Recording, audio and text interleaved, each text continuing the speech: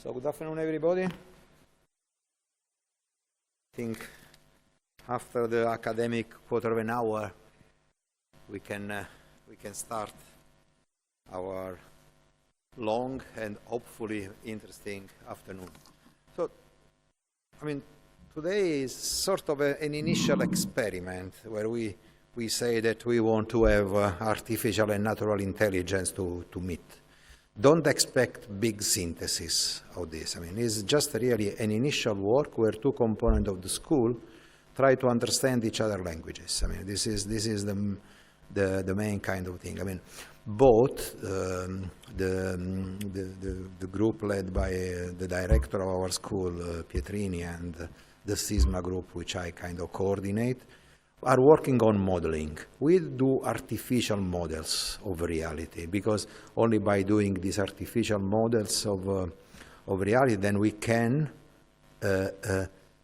input them into a computer and elaborate them.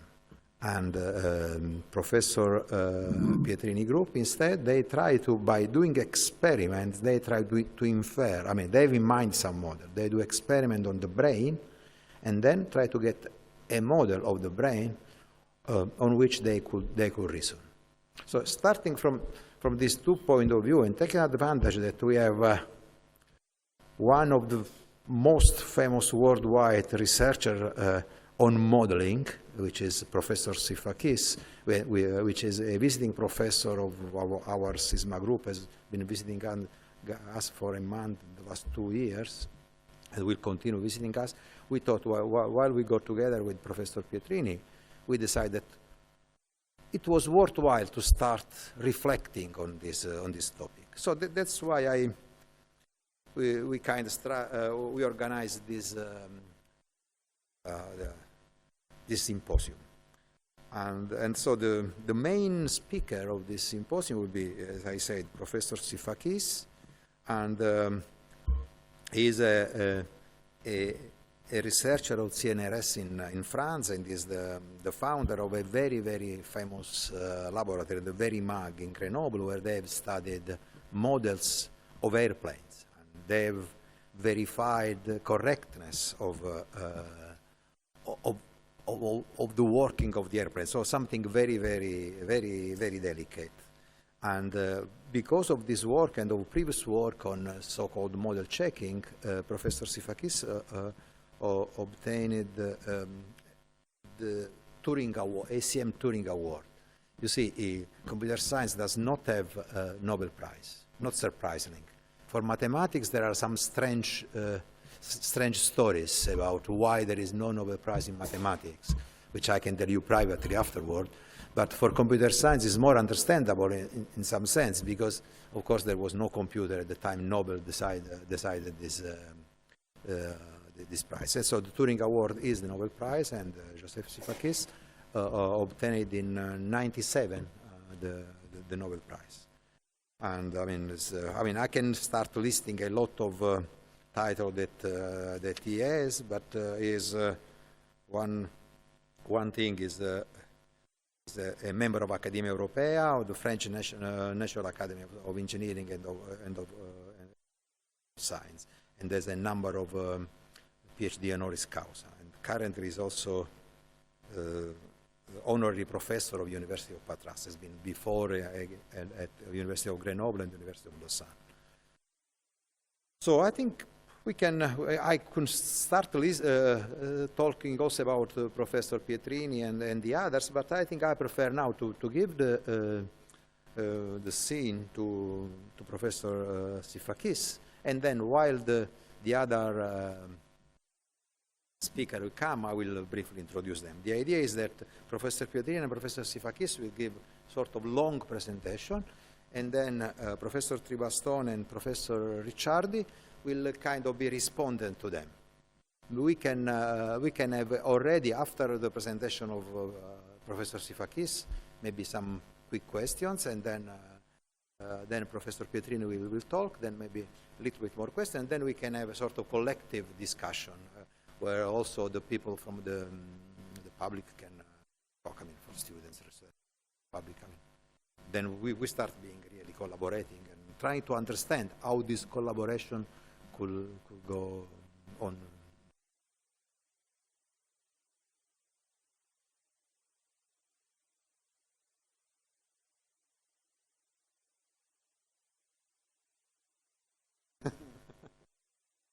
Password usually.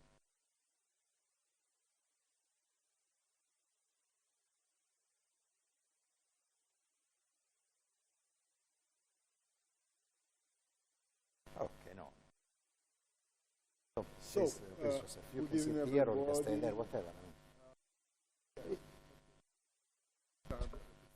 Stand here. Good evening, everybody. I'm going to talk about computing and discuss the relationship between computing and other sciences.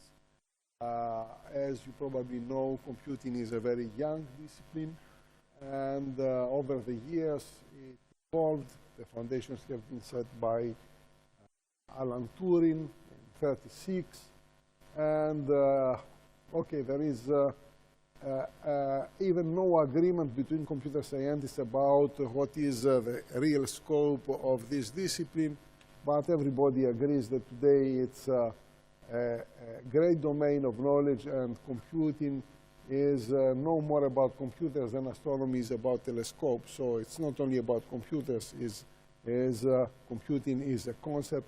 This is something I will try to demonstrate in my talk. So what is computing? This is a definition provided by the ACM, that is the Association for Computing Machinery, that groups all the computer scientists all over the world. And as you can see, it's about the systematic study of algorithmic processes. And it's about transforming information. So one question is, what is information and what is computation? And there is a lot of discussion also about whether computing is a science or not. I think that about computing, apart the fact that to understand what computing is as a discipline, we have two important questions. How to relate computing to physical, so computational processes to physical processes, and this is something I'm going to explain. And then, of course, the obvious question is how computers that exhibit some kind of intelligent behavior can be related to intelligence, human intelligence, and what are the commonalities, what are the differences. So I'm going to talk about all these issues here very quickly, of course, and I would be glad to answer questions. So this is an outline of my talk. Before saying something about computing itself, I would like to clarify this concept of information because it's very important, and still there is a debate about the definition of information, because also physicists have their own concept of information that is different from the concept of information in computer science. So what is information? Information is a relation between a language that has a syntax and concepts. So the syntax is composed of symbols, and this is, so the language can be transformed by computers, but all these transformations should have a meaning, and the meaning is provided by a human mind. So when I say, for instance, the number 4, it may have different types of representations here, but the number 4 is the concept that is defined by mathematics, okay? So computers do not understand what they are doing. They transform symbols into symbols, chains of zeros and ones into chains of zeros and ones, but the important thing is that these chains can be interpreted by humans, and I hope you understand this. So in order to talk about information, we should have a human mind, ultimately, that understands this information. So this is a scripture that has not been deciphered yet. So here you have symbols, nobody understands them, no information, and this is an apple. So everybody understands, independently of his cultural background, that this is an app. And then this is Maxwell's equation. So if you are a physicist, this has meaning for you, and otherwise not.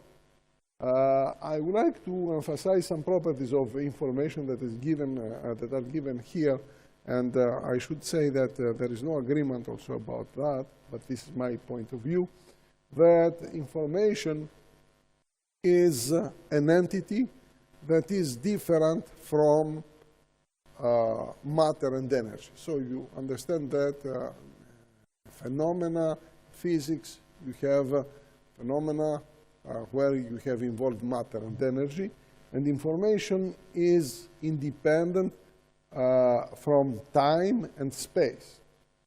And so in that sense, it is non-physical, and it's created by minds and not by machines. I think it's very important to understand this. What determines you as a human is the content of your memory. If your memory is erased for some reason, then you are not anymore the same person, although you have exactly the same characteristics, the same weight, okay, but you are not the same person. And this is, so information determines you and is non-material. Now, there are other concepts of information I don't want to discuss, but just to point out that there exist other concepts of information, what I call here syntactic information, and these assign to messages, to data, some numbers, and these numbers characterize the amount of memory that is needed to implement these messages. You probably heard about Shannon's theory. I don't want to insist on that, but just it's useful to know this. And this type of definition of information is useful to engineers, but I can explain and talk about computers and their programs without referring to this type of information. Okay, now what is computing? There has been a big debate within the computing community about the nature of our discipline. And some people were saying this is science, this is engineering, okay, and I give here my answer very quickly. I think it's important to understand what kind of discipline is computing. So if I consider the definition of science from a dictionary, you see that science deals with the study of phenomena and especially the discovery of laws. So you are observing some reality and you are trying to guess laws. Okay, so according to this strict definition, computing is not a science, but also medicine is not a science. Mathematics is not a science. And so I'm not going to say this is a good or bad definition of science. Instead, I prefer to take a different angle of attack and consider the concept of knowledge that is very important also for computers and computing. So what is knowledge? Knowledge is information that you can use either to understand a situation or to solve a problem. So this is knowledge. So engineering deals with specific knowledge. Medicine also deals with specific knowledge. But also cooking is a domain of knowledge. Okay? So considering this concept of knowledge, we have a larger domain of disciplines, and I think that computing is a domain of knowledge, and it's important to understand something that a difference that has been pointed out by Kant, the German philosopher Immanuel Kant, who distinguished between a priori knowledge and a posteriori knowledge. A priori knowledge is knowledge that is independent of experience, like knowledge in mathematics, in logic, while a posteriori knowledge depends on experience.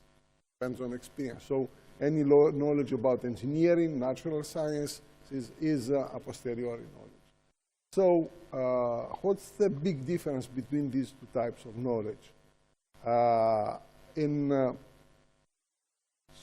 mathematics, you deal with theorems. So for instance, Pythagorean theorem is true modular the validity of the axioms you consider of say, Euclidean geometry. Now, a posteriori knowledge is created through observation. Created through observation, which means that I'm doing some observation, discovering some relationship, and then I try to generalize this relationship.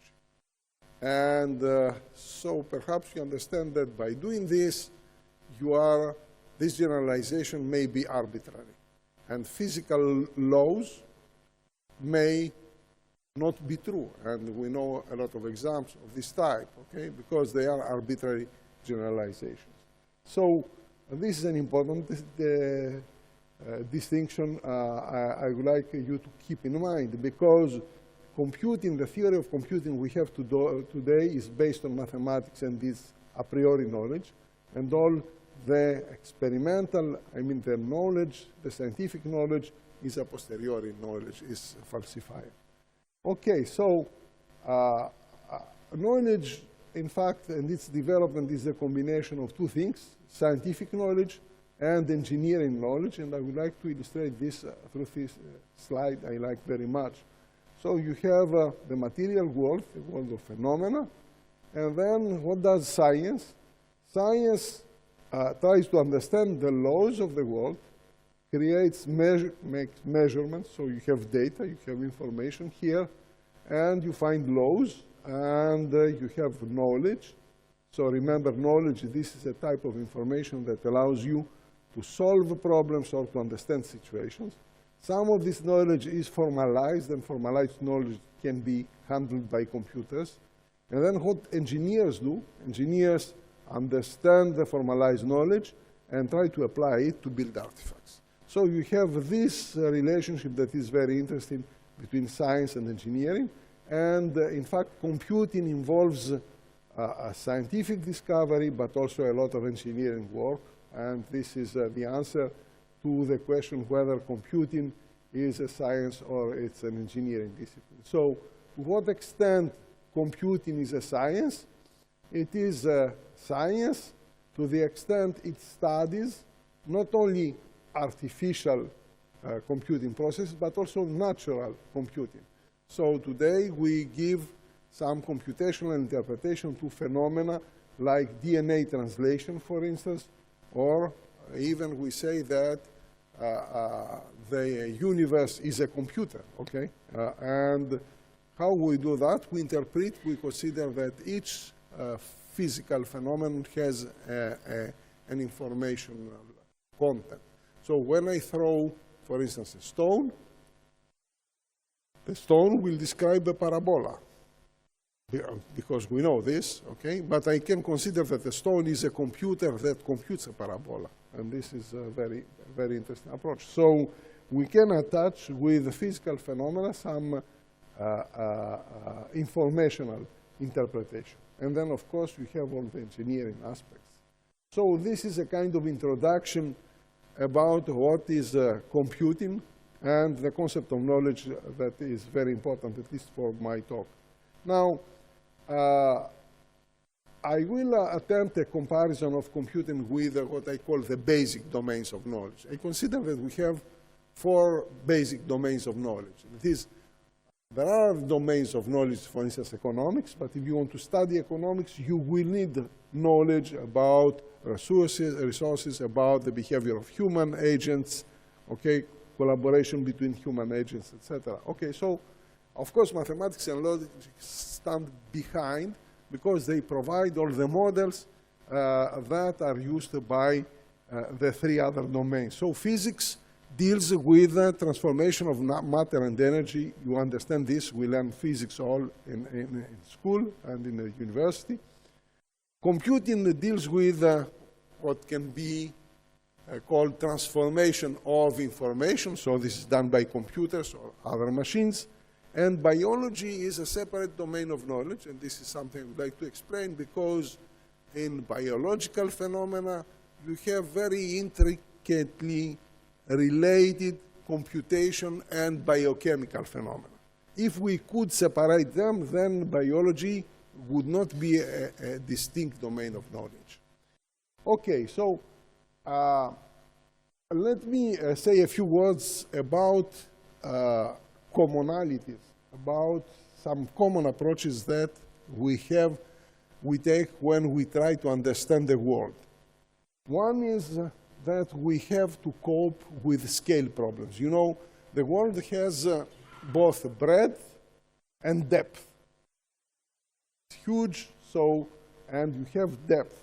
So it's very important to understand this. I am here and now, and there are many, many here and now all over the universe, okay? And you have, breadth.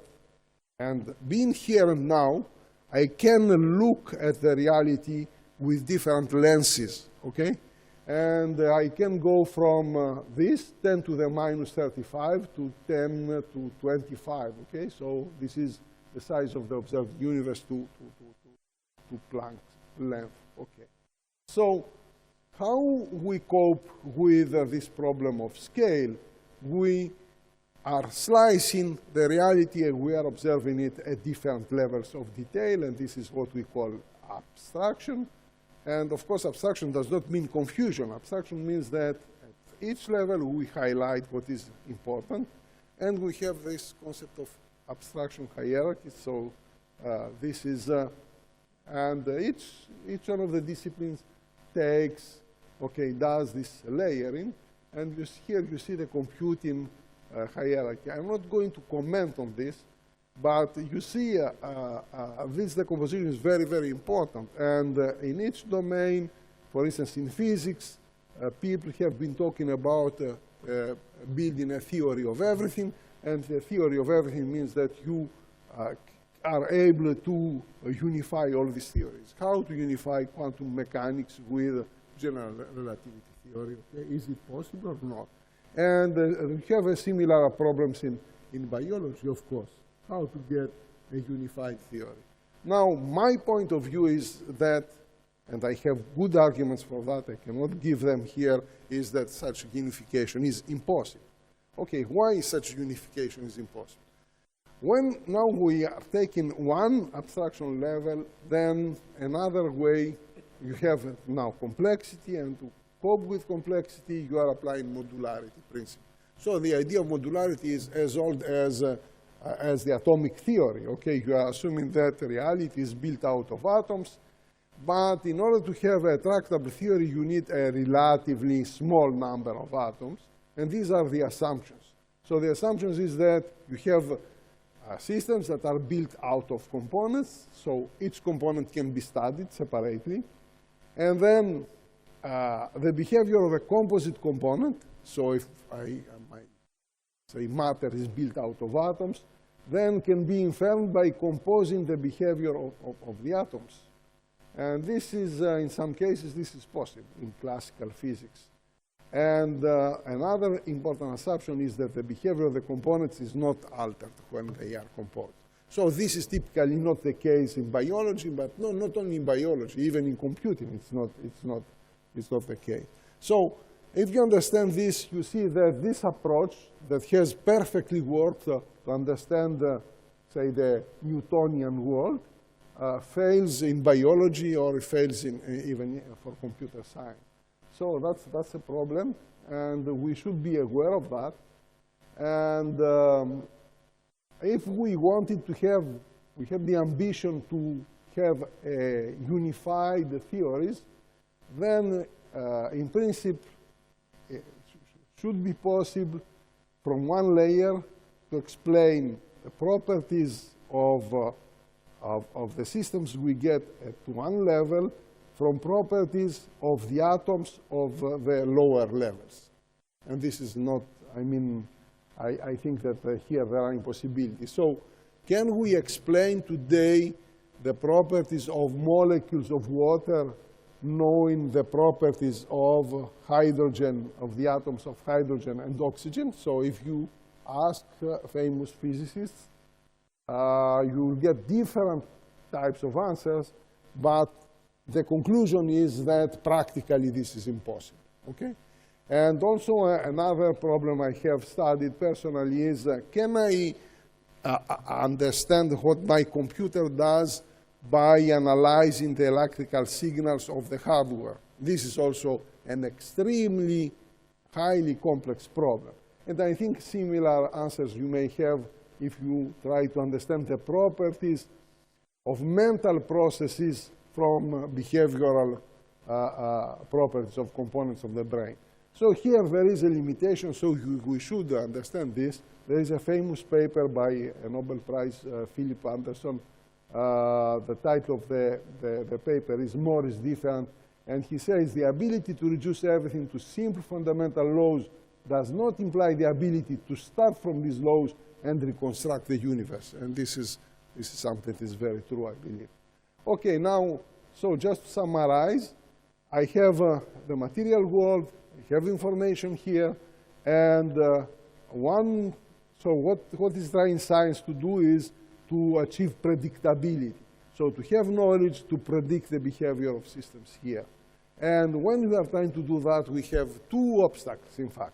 One obstacle is to build a model to understand what happens here. This is the modeling problem. And this involves some complexity I call epistemic complexity. And then once you have a model, you are not done, because you should be able also to analyze the model and understand the behavior. And this is what I call computational complexity, because perhaps you can come up with models that are very, very complex and you don't know how to analyze. Or on the contrary, you may oversimplify reality, okay? And then you have analysis at the price of the abstraction.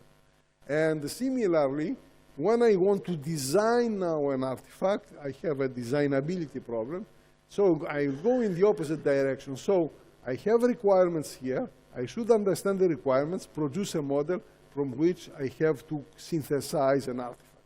And here the difficulty is, so we have a linguistic problem, because you have to understand the natural language and then to solve a mathematical problem. Okay, this is just to say that we should be aware of inherent limitations in this process of development of knowledge. This does not mean that this is hopeless, but sometimes I think that people are striving to solve problems that I mean, I know famous projects like the one, for instance, I have known because I was a professor at PFL, where they got almost 1 billion of money to study, what is consciousness, for instance, by studying how the brain works. I think this was hopeless from the beginning. Now, I'm going to discuss 2 points. One is how I can link physical processes to computation, and the other is about intelligence. So linking physicality and computation, I think I go very, very fast. I have explained the idea. The idea is that some people believe that the universe is a huge computer. So what does the universe, through its evolution? It's computing some algorithms, and these algorithms are characterized by the laws we understand. So that's a very interesting view, at least to explore.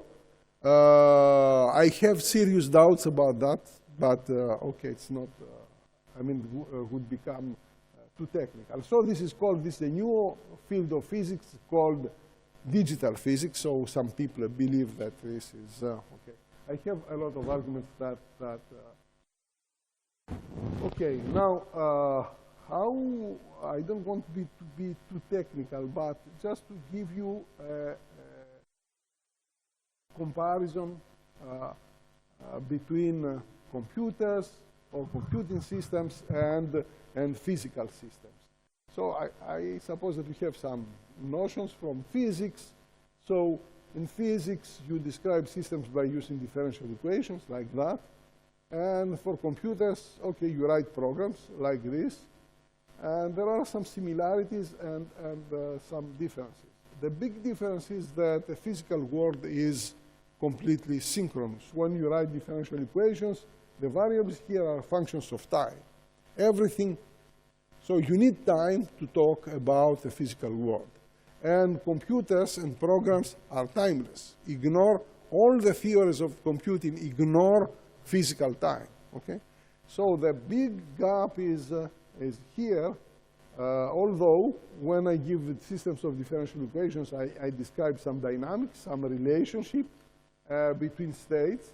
And here a program does the same thing. And also you have this concept of law also for programs. This is called invariance in programming. And you have laws in physics. So there are some similarities. The big difference is that the physical world is synchronous. You have, okay, time progresses, and then everything is synchronized. And this is something we cannot achieve very easily in computing. And so this is something that has been remarked by Richard Feynman, who is a famous physicist. And in a famous paper, Simulating Physics with Computers, he addressed this question. That is a very important question. And personally, I've been thinking about this question. It is whether I can simulate physical processes by a number of computers that is, so the number is just proportional to the number of physical processes. We don't have explosion because we feel that you may need exponentially many computers to do that. And if this is true, this means that natural computers are different from the computers we have today, that are discrete computers, and where computation is sequential. So if you have questions about that, I don't want to get too technical. I can talk about that. And then there are other problems. I will skip this, but this is an important limitation of computers to capture phenomena that we have in physics. So you know that in physics, it is very convenient to assume that time and space are continuous, are dense. Okay? And all the theory we have is based on continuous mathematics, on dense mathematics. And and computers are, by their nature, they are doing discrete computation. So in principle, a computer cannot simulate this type of behavior. I have a ball, I leave the ball, and each time the ball bounces, it loses some amount of energy. So the ball will eventually stop here. Okay? Now, if you try to find a computer, and the most intelligent computer, you cannot simulate that. Why you cannot simulate that? Because computers cannot do some infinitesimal move, okay? And I have discussed with engineers, so every time, it's very common, when they want to simulate that, for avionics, for instance, they have to help the simulation program to find the limit situation. And in order to find the limit situation, you need mathematical induction, and computers do not know how to do mathematical induction. So, okay. And then let me talk about intelligence, just to finish. So, you probably, the story of artificial intelligence is a long one. The term has been coined by Alan Turing. And there has been ups and downs in the evolution of this concept, artificial intelligence. So today there is a regain of interest because of all these big data analytics. I mean, all these things that are based on neural networks. And you have a lot of discussion. They are saying that, okay, having intelligent systems, I mean, in my opinion, nonsense, but there is a huge debate about that. And, okay, what is true about computers, to go directly to this comparison, is that computers can do better than humans in two things. They remember better and more faithfully than humans, and they can do more precise computation than humans. Okay, this is non-deniable. Nobody can deny it. So this confers them the ability to successfully compute with humans, So you probably heard about that. Okay, computers winning chess champions or this Jeopardy game in the US, and more recently this AlphaGo program that won a champion. Okay, but for me this is not a manifestation of intelligence. This is, I mean, if there is some intelligence in that, is that they had the computers had brilliant programmers, but that's all. So what is intelligence, in fact, and how I can judge about intelligence? This has a long story. The debate about whether computers are intelligent, probably you've heard about Turing's test. So Alan Turing proposed a test that is a very simple test, saying, well, in order to decide whether a computer A is as intelligent as a person B, I can have an experimental C here that communicates with both by sending written questions. And if this experimenter cannot distinguish between A and B, then I will conclude that the computer is as intelligent as the human. Okay. So this has been proposed by Alan Turing. I think that this test has been criticized by many people, and nobody believes it's a good criterion to decide whether a computer is as intelligent as human. So a famous American philosopher, Searle, who is still a professor at Berkeley, proposed this test, the Chinese room argument. You've heard about that.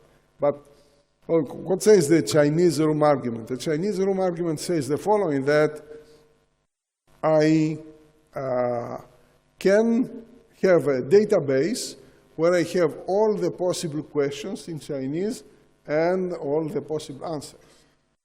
So this is possible. I mean, this is a thought experiment. This is allowed, I mean, by scientific methodology. So, now I can give this to a computer, and I can have an experimenter that asks questions in Chinese. And the computer takes the question, finds the question is this huge dictionary, and gives the appropriate answer. This does not mean that the computer understands Chinese. So I don't believe that this is a criterion, I mean, observing just the behavior of computers, okay, to infer if they are intelligent. So what it means, in my opinion, for a computer to be intelligent? It means that the computer can behave as a human, and okay, so what does a human? A human has adaptive behavior, and what it means a human has adaptive behavior, what we call consciousness, it means that the human, our mind, can build a model of the external world, and ourself, we can see ourselves acting in this model, making choices and evaluating consequences of our actions. So this is something that computers, okay, we don't know, for the moment cannot do, and I have arguments about that. And I think that in order to do that, we have to build the semantic models that are based on the analysis of the natural language and define rules for updating this semantics. And for this idea has been a research direction for a long time, but we don't have any concrete results for the moment. Okay, so that's what I would like to emphasize here. So humans are much superior to computers in using common sense criteria and using common sense judgment. So probably you've seen this. So a very intelligent robot may cut a branch on which it is sitting. I mean, for us, this looks completely stupid. But for the robot to decide this, I mean that this is dangerous, this means that it understands the laws of gravity. Okay, it's a long story to understand this. Why we're able to, and we find this situation completely ridiculous and silly, because we have been trained since our youth, I mean since our childhood, okay, we have accumulated knowledge about that. And the test I'm proposing is this. So this is a slide I built myself. So if you show to a human this sequence of pictures, he will understand it's about the crash. So the crash of an aircraft. It's clear, okay? And when you show this to a computer, he will say, okay, I see a bus, I see an aircraft, of course, okay? But it will be very hard for a computer to guess that this is about a crash, which is obvious to a human mind. Okay, so we are far from achieving the degree of intelligence that humans have. And I have also some arguments that are based on Gödel's incompleteness theorem. I don't want to detail this unless you have questions, so I'll skip this. And just to finish, I would like to say that computers, and this is proven by Turing, compute only a tiny subset of all subsets that are computable. And now if we use perhaps natural computers, and our mind or our brain is a natural computer, but also analog computers or quantum computers, perhaps we have better results. And okay, so if you have questions about that, I can explain this, further explain this. And I think also that what is interesting for the human mind is that, I'm quite convinced about that, it combines, in fact, the two types of computers that are very different in their nature. One type of computer is, or one type of thinking is what Kahneman calls slow, conscious thinking, which is procedural. So when I ask you, what are you going to do after this lecture, you will tell me I'm going to do this and this and this. While your mind uses, and most of your intelligence is due to that, is using also fast automated thinking. Fast automated thinking when I'm talking, when I'm playing the piano. If a pianist thinks about what he's doing, he will do something wrong, okay? And when I'm walking also, I'm using this computer. And I think that slow thinking, that is conscious, reflects what we have put in mathematics, in logic. And in fact, the computers are using this type of computing. But there is another type of computing that is much more efficient to discover. And I think I will finish with this slide talking about adaptivity. So if we want systems that are really intelligent, we should make them adaptive. So this concept comes from control theory and has been further enriched. What it means, adaptivity? Adaptivity means that and this is a principle that is applied in systems. Why? Because we build systems that we know that we cannot build them correct.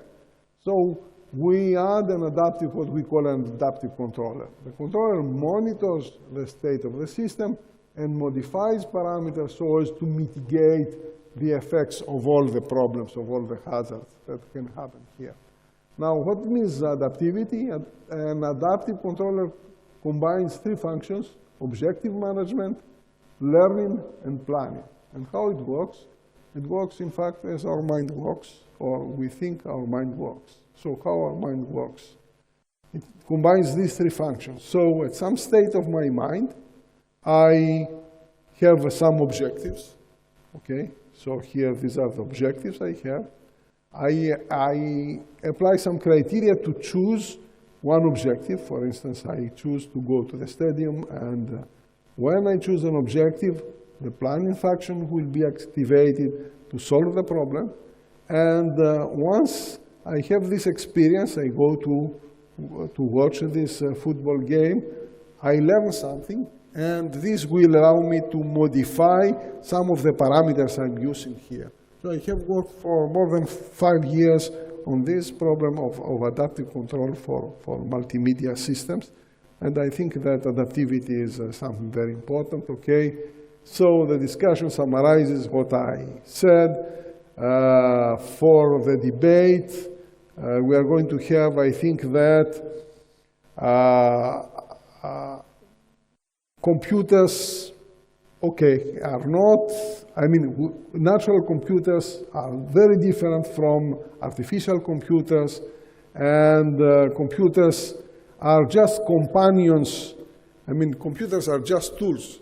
They allow us to multiply our faculties, but I think that they cannot have computers as they are. They will never approach human intelligence. So let's stop here, and okay, thank you very much.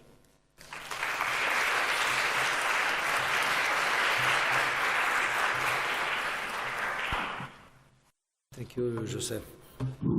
So, Emiliano, you want to...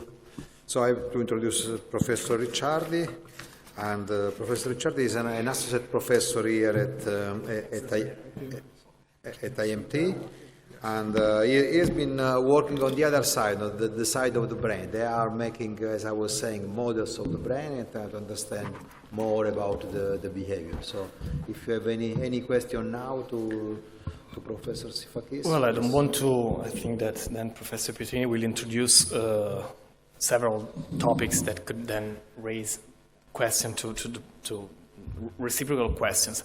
One aspect is that I think that just looking at the kind of terminology they're using, I think there is a huge overlapping between the two disciplines, neuroscience and computer science. You know, we are referring to linguistic complexity, to semantic categorization. That is something that we are actually doing. One thing that I would like to ask you relative to what you were saying about the criticism of the Human Brain Project. I read your paper and I found interesting a couple of points. One is that you claim that to approach human intelligence, we should successfully overcome the limitation inherent to linguistic complexity and study methods for building semantic models. And this is true also for neuroscience. Then you say that humans combine perception and reasoning using models of external world, and that's something, you know, one of the issues that these topics are much debated and still ill-defined even in neuroscience. So how can you build artificial intelligence model if you don't have the biological model that rules these aspects? Okay, but you should, okay, it depends on what you call by biological model and at what level you model bioorganisms. I believe that we should, because we have this layering, okay? So you can see what happens at very microscopic level and go up to mental phenomena. So the question is at which level we should try to make an analysis, probably at all levels. But as a computer scientist, I find most interesting and most relevant for me to work at the level of the analysis of the language, the concepts. Why? Because we deal with languages, and languages discretize. You see, when I take sensory information, it's continuous information. But at some, so our mind, our brain, discretizes this information. This is a huge achievement, okay? And the language is a huge achievement, okay? Because we discretize, we cope with the complexity, we create abstractions. And I think that if I had a project, I could fund a project, okay? I wrote a paper many years ago, Our Big Bang. So what is our Big Bang? Our Big Bang is not, I mean, the huge problem is how language emerged through evolution, okay? What it means abstraction, how the concepts are interrelated, okay? These are very, very important questions. And these are not only, I mean, they have also a huge practical value. As an engineer, I had to deal with building systems that are very complex. And when you deal as an engineer with building systems that are very complex, say a system for an aircraft, okay, for a satellite, then you sign a contract of, I don't know, perhaps hundreds of millions of euros, okay? And you say, I want my system to do this, and this is written in natural language. So the question is, How you check now if I take this system is delivered, I check that this complies with the requirements, okay? So I think we should work to analyze the language, to formalize the language, and even subsets of the language. So to restrict natural language to analyze. And I think that the progress we had over the past 50 years are not really significant. So we should do something on that. Not to analyze just the brain electrical signals. Okay, focus on the study of the language, okay, and the formation of concepts. Well, I agree with you, because I think just following your scheme, I think what is now missing in neuroscience is a bit what you call the computational complexity. No? So, or at least we have computational complexity, but it's not related to behavior. So that's again. Okay, it's more complicated because, okay, so one thing is how predictable you can make, how you can predict what you observe. So predictability means that you combine two things. You are doing experiments and you should find a model. So this is what I call the epistemic problem. It's very interesting to understand what it means to understand something. Because understanding something means that I have a mental toolbox, okay, that allows me to understand the law. So perhaps there are laws for which we don't have the mathematics today to understand this. Just to, I'm writing perhaps in the paper, I'm saying that if I understand only laws that have to do with proportionality, because I don't understand what means exponential growth, I will not understand plenty of laws. Okay, so we understood in mathematics what it means in physics, exponential growth, because we have formalized this in mathematics. So you have an epistemic problem, which means that we have the concepts, and the concepts come from mathematics, from language, and also the language also may be enriched, to model, to create a model. Now, once you have a model, perhaps you can come up with models that are very, very complex, and that you cannot analyze. You have this analysis problem, and here computing helps. So predictability means that you model, and then you analyze. And you have also the opposite problem, okay, where you are facing the linguistic complexity, understanding. There are problems that are, there are engineering problems that are easy to specify, okay, that are easy to specify because we have the concepts. So if I am an electrical engineer, I have all the background to specify what it means to have a motor with these characteristics. For computing systems, we don't have the concept. So I think the language, focusing on the language is very, very important, yes.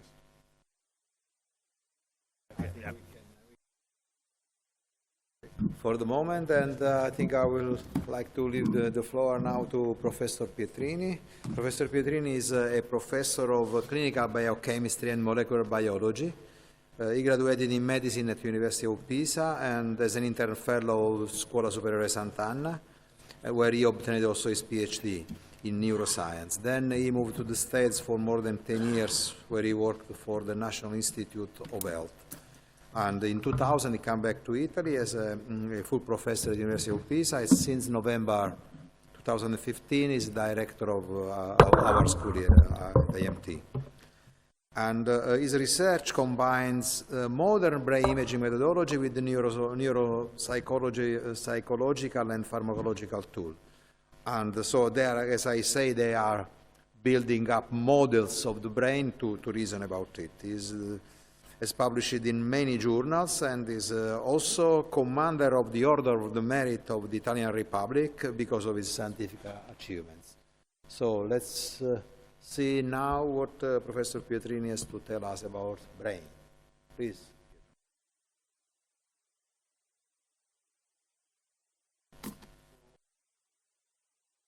Good afternoon, and particularly pleased this afternoon that we have organized, in particular Rocco De Nicola, because I think that this kind of mixed conferences should be what we do here at IMT School. Perhaps you as students may find a little bit confusing today, you know, to understand the two parts of this symposium, but actually this will become clearer and clearer maturation period, so to speak.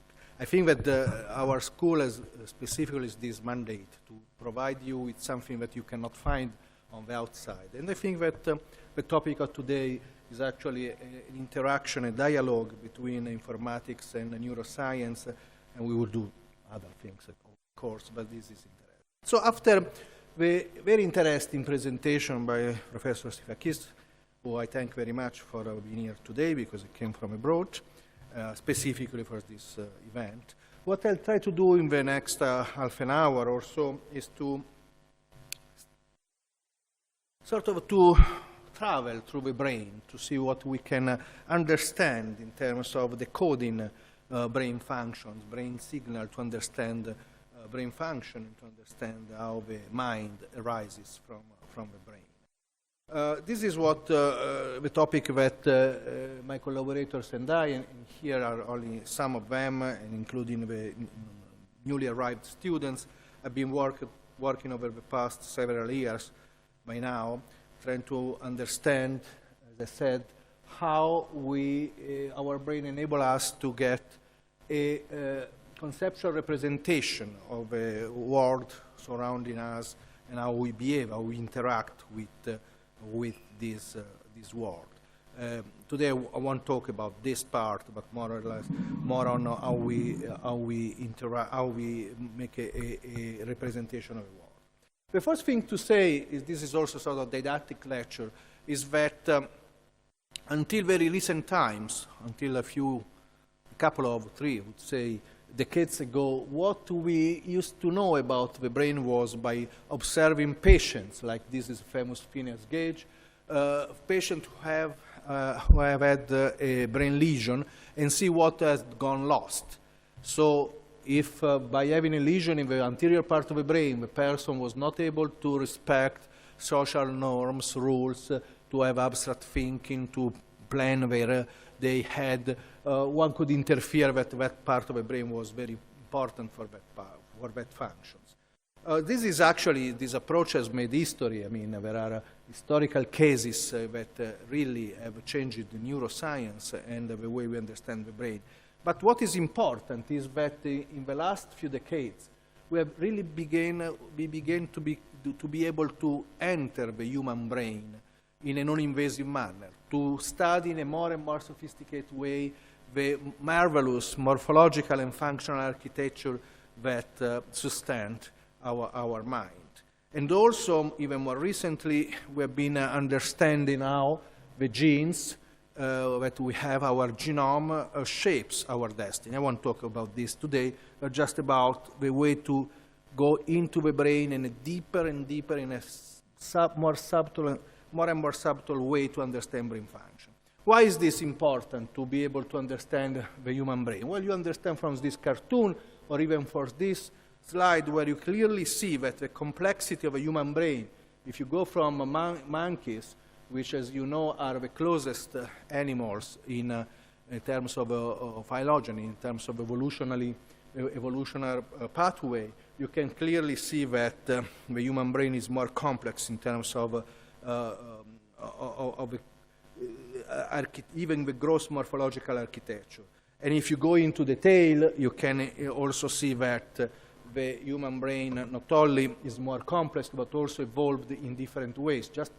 If you take a look at this part, which is the most anterior part of the brain, the prefrontal cortex, is in violet, you can tell easily that this part has evolved more, as compared to the rest of the brain in humans than in chimpanzee, dogs, and other animals. So we are clearly different. I won't go into details, but what is important for everyone to understand is that anything we do, from opening our eyes and be stricken by a ray of light, or doing very simple movements like this, or planning our day, like Professor Sifakis was saying before, or experiencing a great emotion or a deep passion, whatever we do In our brain, a group of neurons begin to fire, with this is called the action potential, other become more silent. In a very, very complex way. I mean, different neurons in different parts of the brain.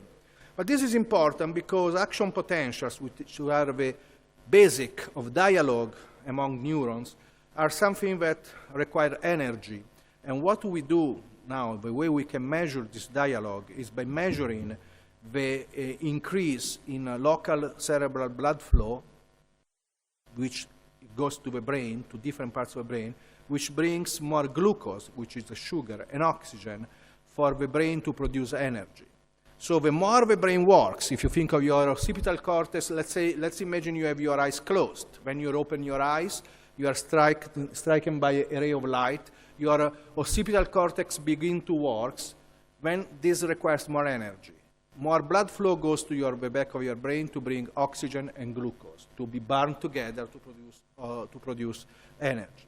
This explains to you why in pathology, if you have a lesion so that the blood flow stops to go to the brain is dead in 4 minutes, or in a short amount of time. And anyway, you can have a very big brain damage. But what is important to know is that wherever the neuronal synaptic activity increases, so the dialogue among cells increases, the more there is increase in cerebral blood flow to bring more glucose and oxygen to produce more energy.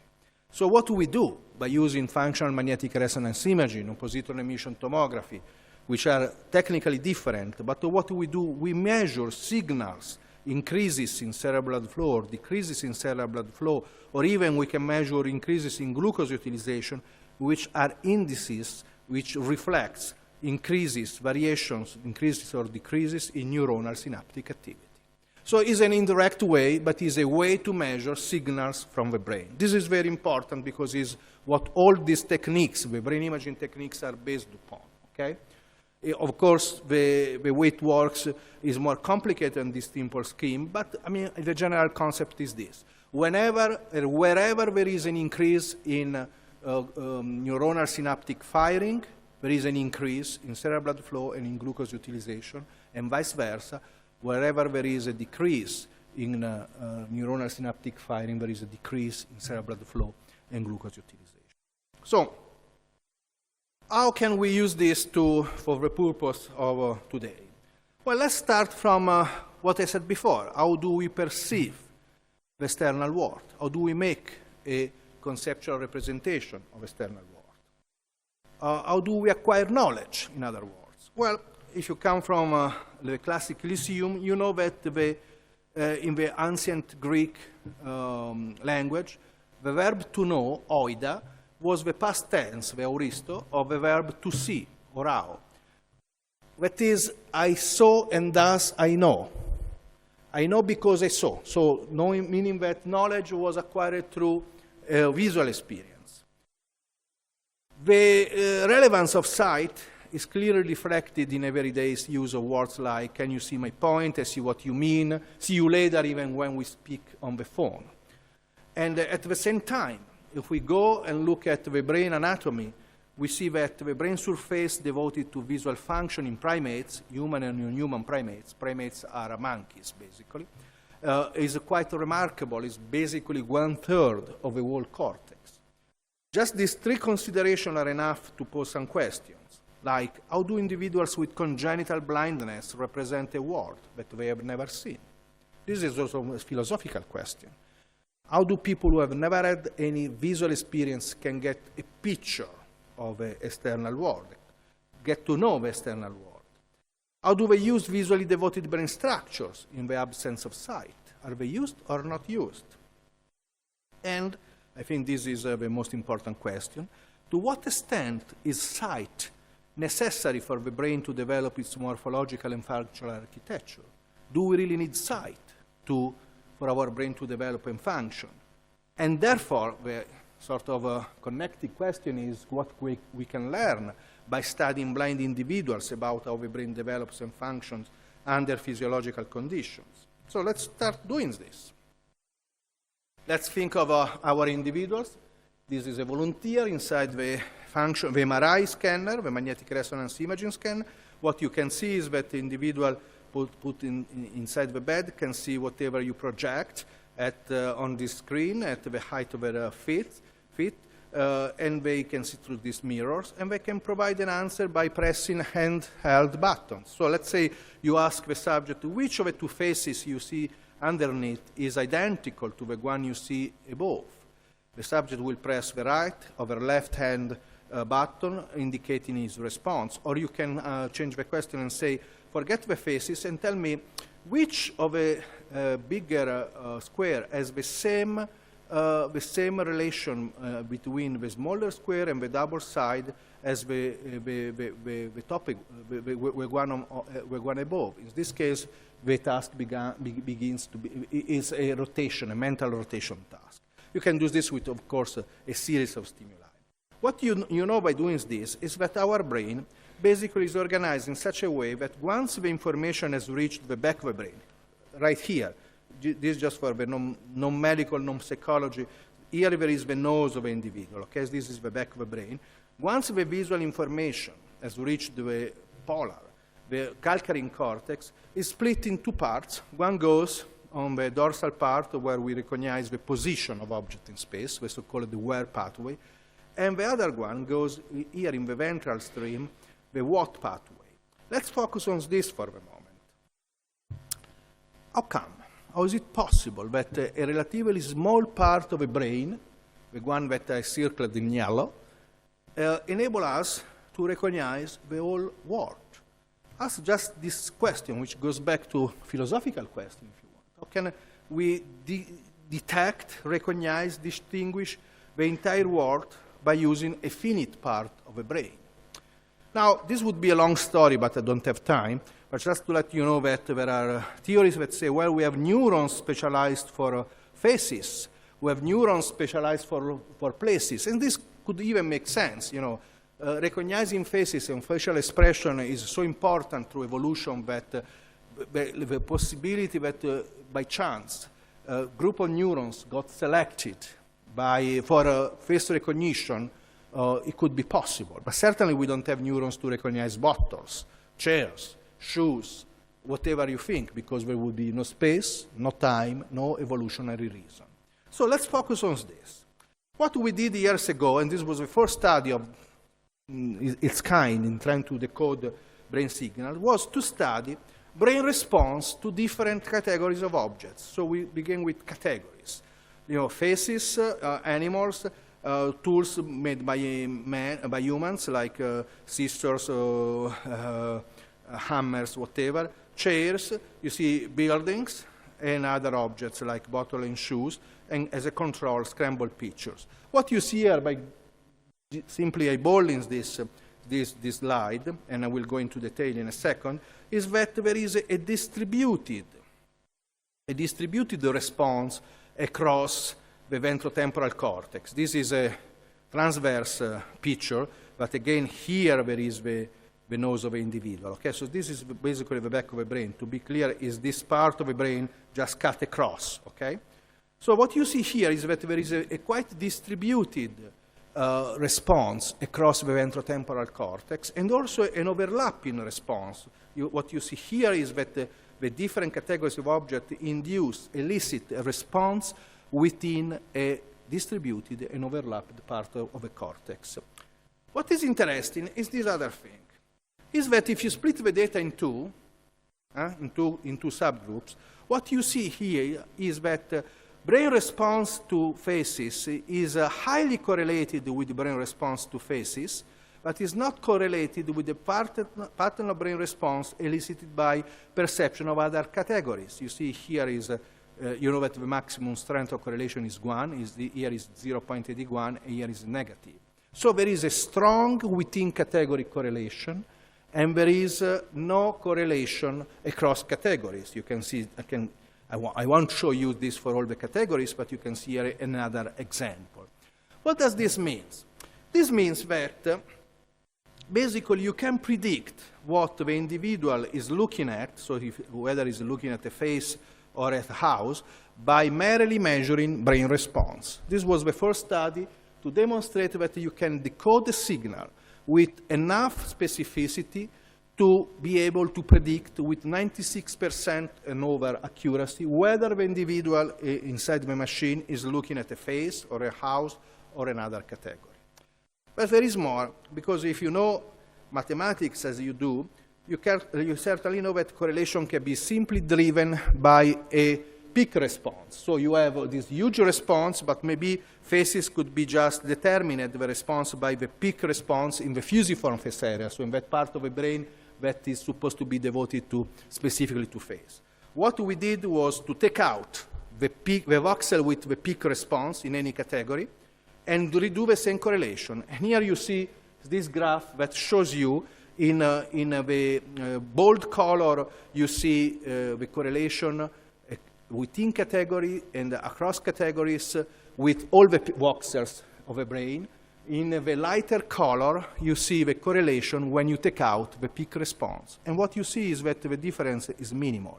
Basically, really nothing changes, which means that the response is not driven by a specific small part of the brain, but the widespread pattern by the side pattern of brain response.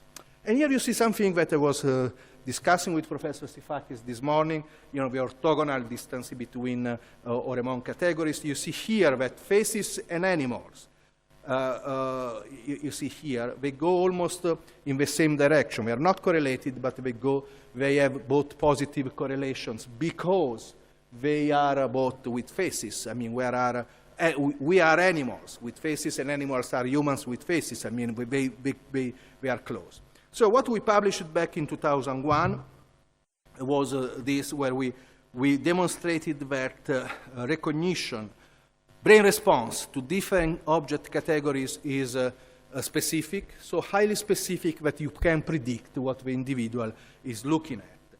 And we call it this object form topology, indicating that if this is the brain cortex, of that part of the brain, the cortical areas, what we claimed is that this part of the brain is able to provide an infinite number. Infinite is by, of course, we didn't test an infinite number of categories. I wouldn't be here. But so object form topology tells you that this part of the brain is able to produce an infinite number of patterns of brain response, as opposed to category selective region theory, where you have neurons that respond all or none to a specific category. Is this clear? So this was the first thing. But this was not just, let's say, this was a starting point, because the question that we asked was about, is this object form topology merely visual, or rather it's a more abstract representation of external world? Translated means, does the brain respond in this way only when we see an object category, or is a more general concept? So to address this issue, we did a series of studies, I'm just summarizing for you, where we asked subjects to recognize by touch. While they were blindfolded, you see face mask, living face mask. I mean, these masks were done by having human faces to mold on. You see bottles and shoes. People were trained to recognize shoes and bottles by hands.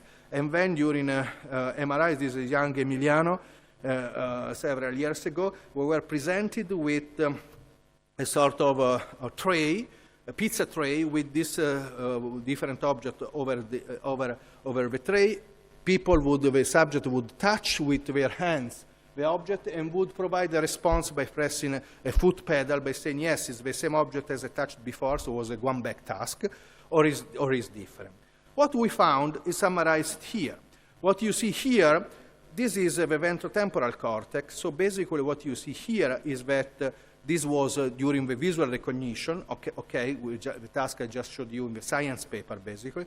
You see that the visual temporal cortex is activated, but the same cortex is activated during tactile recognition. You have a huge activation in the somatosensory cortex, because this is a tactile task. So if you touch this, I have activation in the somatosensory cortex, but you see that also you have activation here. And to be more precise, if you go and look at the tactile and visual overlap in yellow, you see that there are clearly areas of overlap between tactile and visual recognition. What is the question here? Now, let's think for a moment that I ask you to close your eyes, or to be blindfolded, and I ask you to touch whatever you have in front of you. Let's assume it's a bottle. What you do next? As soon as you touch the bottle, you evoke at a visual imagery level the visual image of a bottle that you have touched, okay? We know from studies from our own lab, as well as from labs around the world, that for the brain to see something or to imagine to see something doesn't make much of a difference. So we could say that this could merely be due to visual imagery. So to rule out this possibility, we did exactly the same task, the same test, in congenital blind individuals. You see here that congenital blind individuals, people who have not seen anything because they were born deprived of sight, do activate, you can see here the raw data, they do activate the visual temporal cortex, the so-called visual temporal cortex, while they perform a tactile study. Okay? So if I touch a bottle or I see a bottle, I activate my visual cortex, and if a blind individual touches a bottle, it activates the visual temporal cortex. Now the question is this, basically. What we are seeing is that there is a part of the brain that is activated by different stimuli, but the question is this what we see by MRI, since MRI gives you a relatively gross picture? I mean, it doesn't go to a level of a single neuron, it goes to a level of voxel, okay? It's what we are saying this morning. There are many neurons inside. So the question could be, is this a unimodal response, meaning in red, if this is a voxel of interest, in red I have neurons that respond only to sight, in green I have neurons that respond only to tactile, and what I see when I do fMRI is the mean of this, or it's like this, meaning that there are neurons that are capable of responding to either sensory modality, or independently from a sensory modality, what we call supramodal response. So what we did was to go further and ask, well, okay, the visual cortex responds to tactile stimuli. Is the category specificity maintained or not?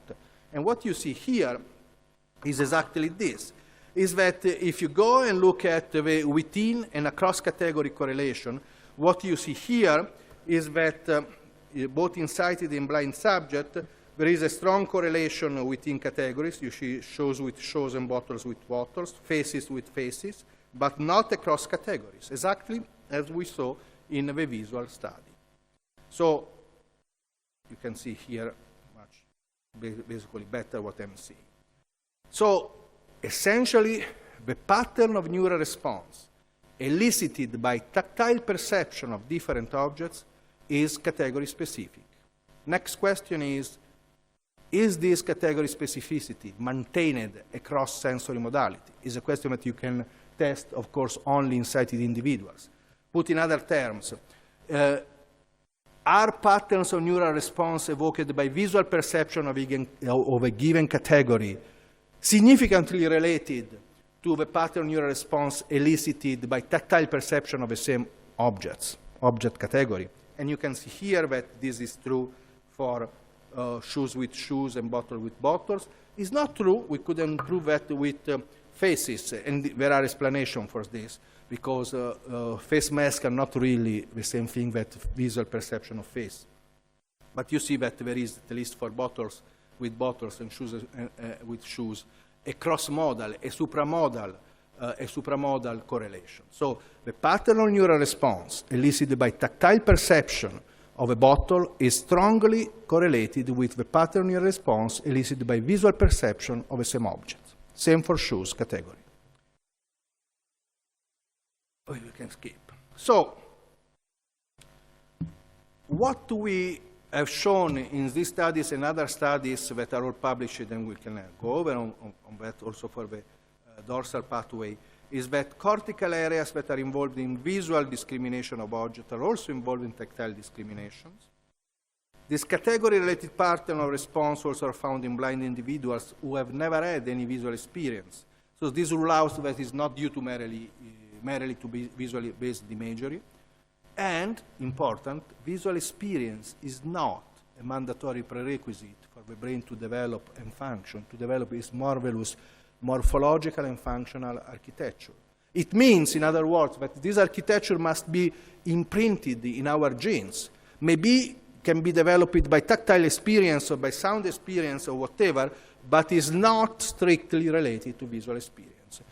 We call this supramodal nature, meaning that it doesn't rely, this organization, on merely on a given sensory modality. This has been shown for many other areas in the brain, but I want to go in the few minutes that are left to me to take this further, because if there is a more abstract, supramodal nature of object representation in the brain, then we can ask whether this goes further on, let's say more anterior to the brain, basically whether there is a common neural basis to have a mental representation of external world, of a semantic classification that does not depend on a specific sensory modality. This is a recent experiment that we just published a few months ago, I think, more or less last year, where what we did was we tried to study the encoding of semantic information in sighted and in blind people. So what we did, we took 40 concrete nouns from 8 different categories, like dog from animals, hammer for tools, car for vehicles, and so on and so forth.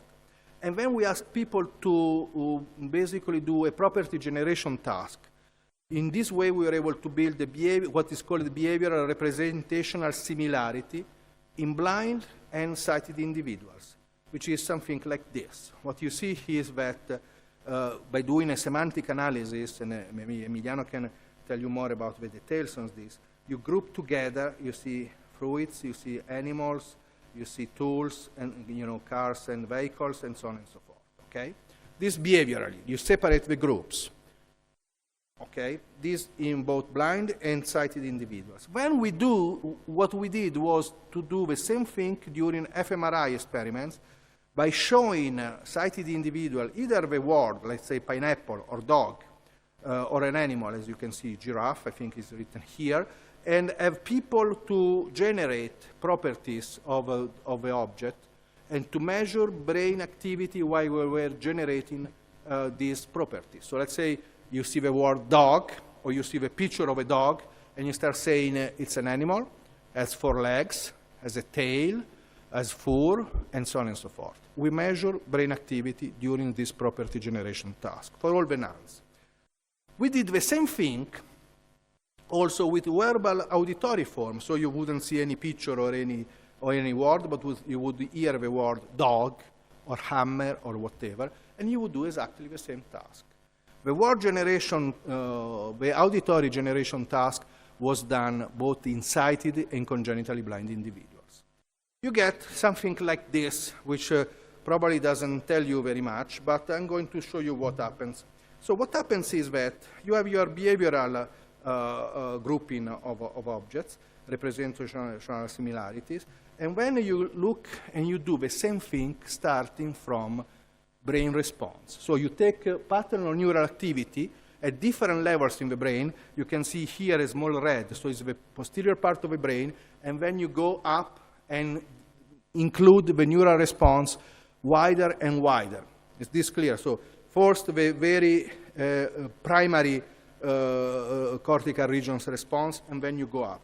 Look at the way the objects get classified by using neural information. The more you use of a brain network that we detected, the more precise and fine the grouping becomes. So these are the behavioral data, these are the brain data.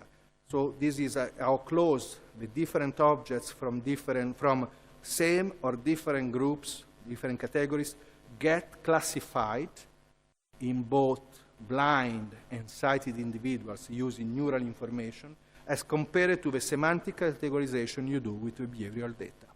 It's pretty good. So let me stop. Maybe I can even stop here, Emiliano, with, because I can, or if I have 3 more minutes, I go over another thing. what you see here is that by simply measuring by fMRI the neural pattern of brain response, while subjects, either blind or sighted, were doing a property generation task using that information with a machine learning approach that Emiliano will detail and discuss with Mirko, we were able to separate, to first to gather together objects from the same category and to separate significantly from other categories.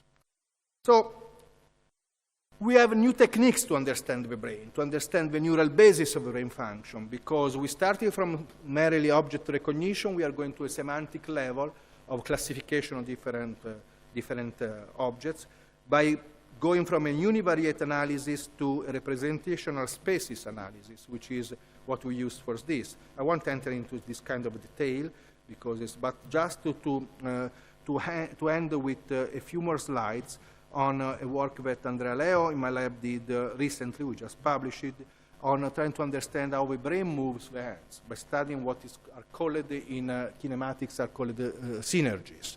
So when we move our hands to do something, to grasp an object, to pull up something, we move the muscles of the hands in different ways.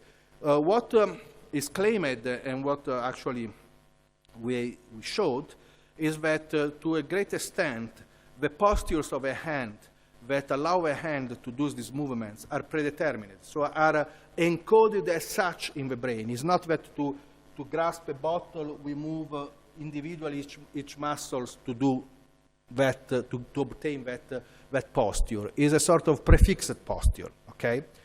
What we did, we studied the topographic organization for action representation. This is a preliminary study to what Andrea then did in his recent paper. And let me just finish with these 3 more slides. If you show people pictures, actually movies, of different actions, okay, objects and action. So let's say my hands goes here to pick up a bottle, or to push down a bottle, or to move a bottle, okay? So the hand goes on the same objects, can be a bottle, can be another object, and the hand goes there to do different action. Can we classify this? Well, if you do this, so if you study the brain regions and the way the brain responds to the different movies, you see that you get this kind of activation. But let's go into details.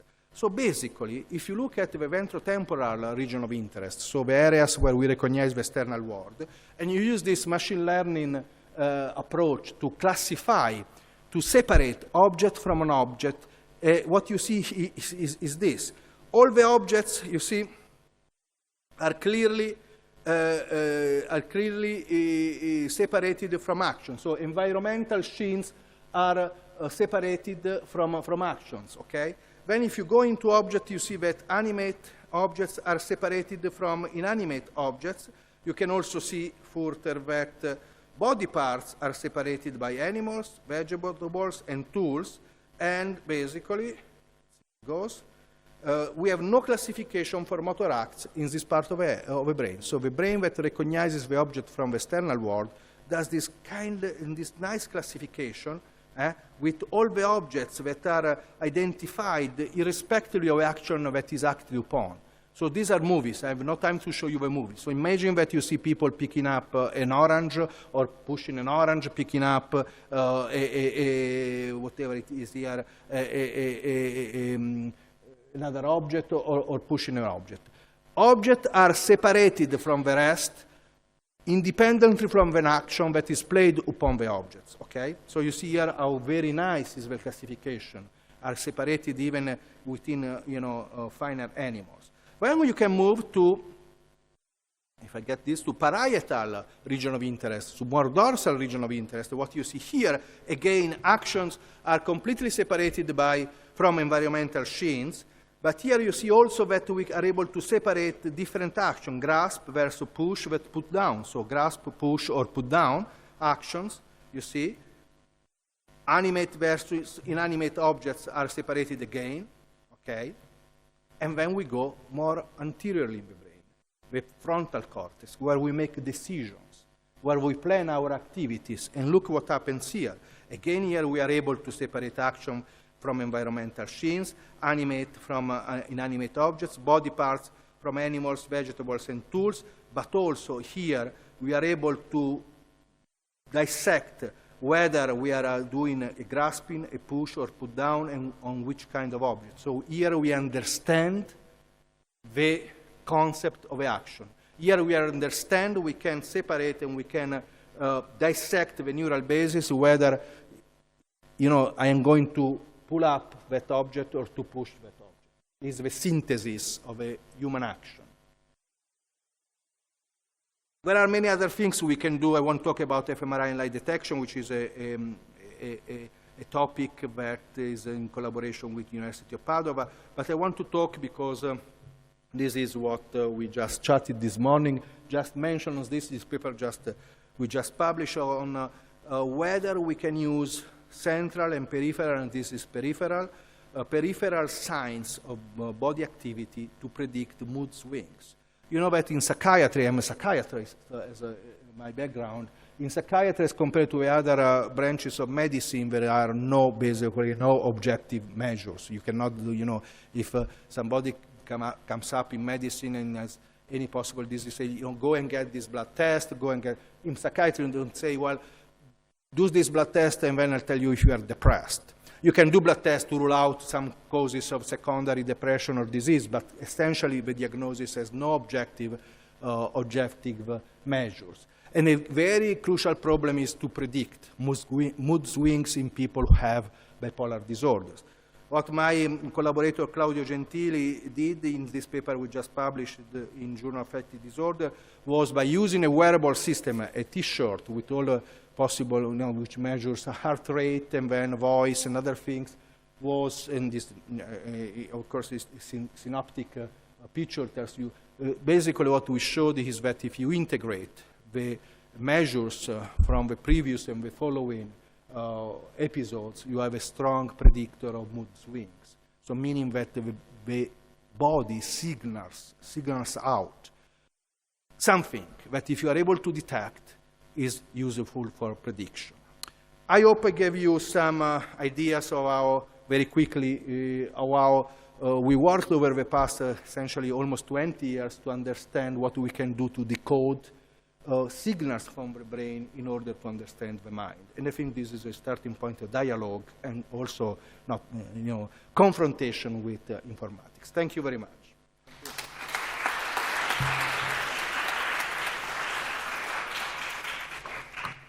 So now I think for a couple of quick questions, pass the scene to Mirko Tribastone. Mirko, as I told before, is a computer scientist working in our group here at IMT, and he has been working indeed about system modeling and analysis, looking more at from the performance point of view. But now they are also start considering neural networks and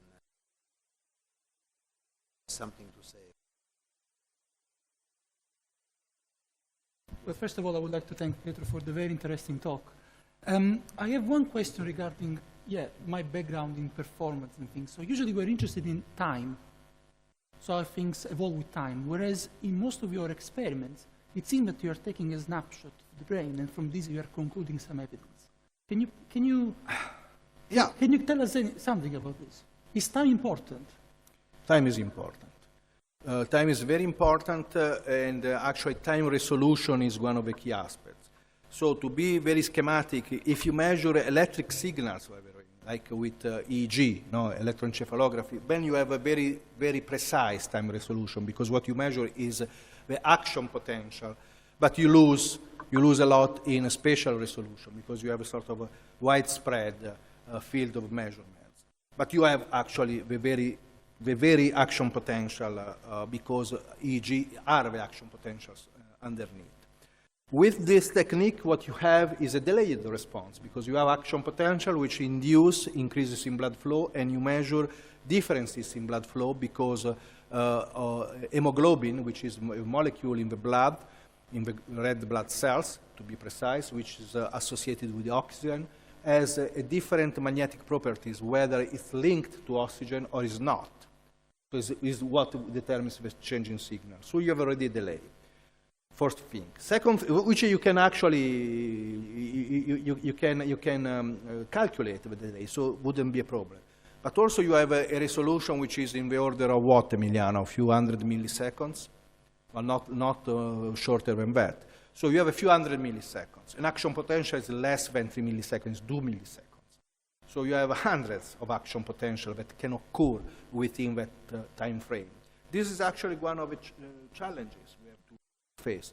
My opinion, not because I am so fixed with integrating different things, but it's true, is to integrate different methodologies.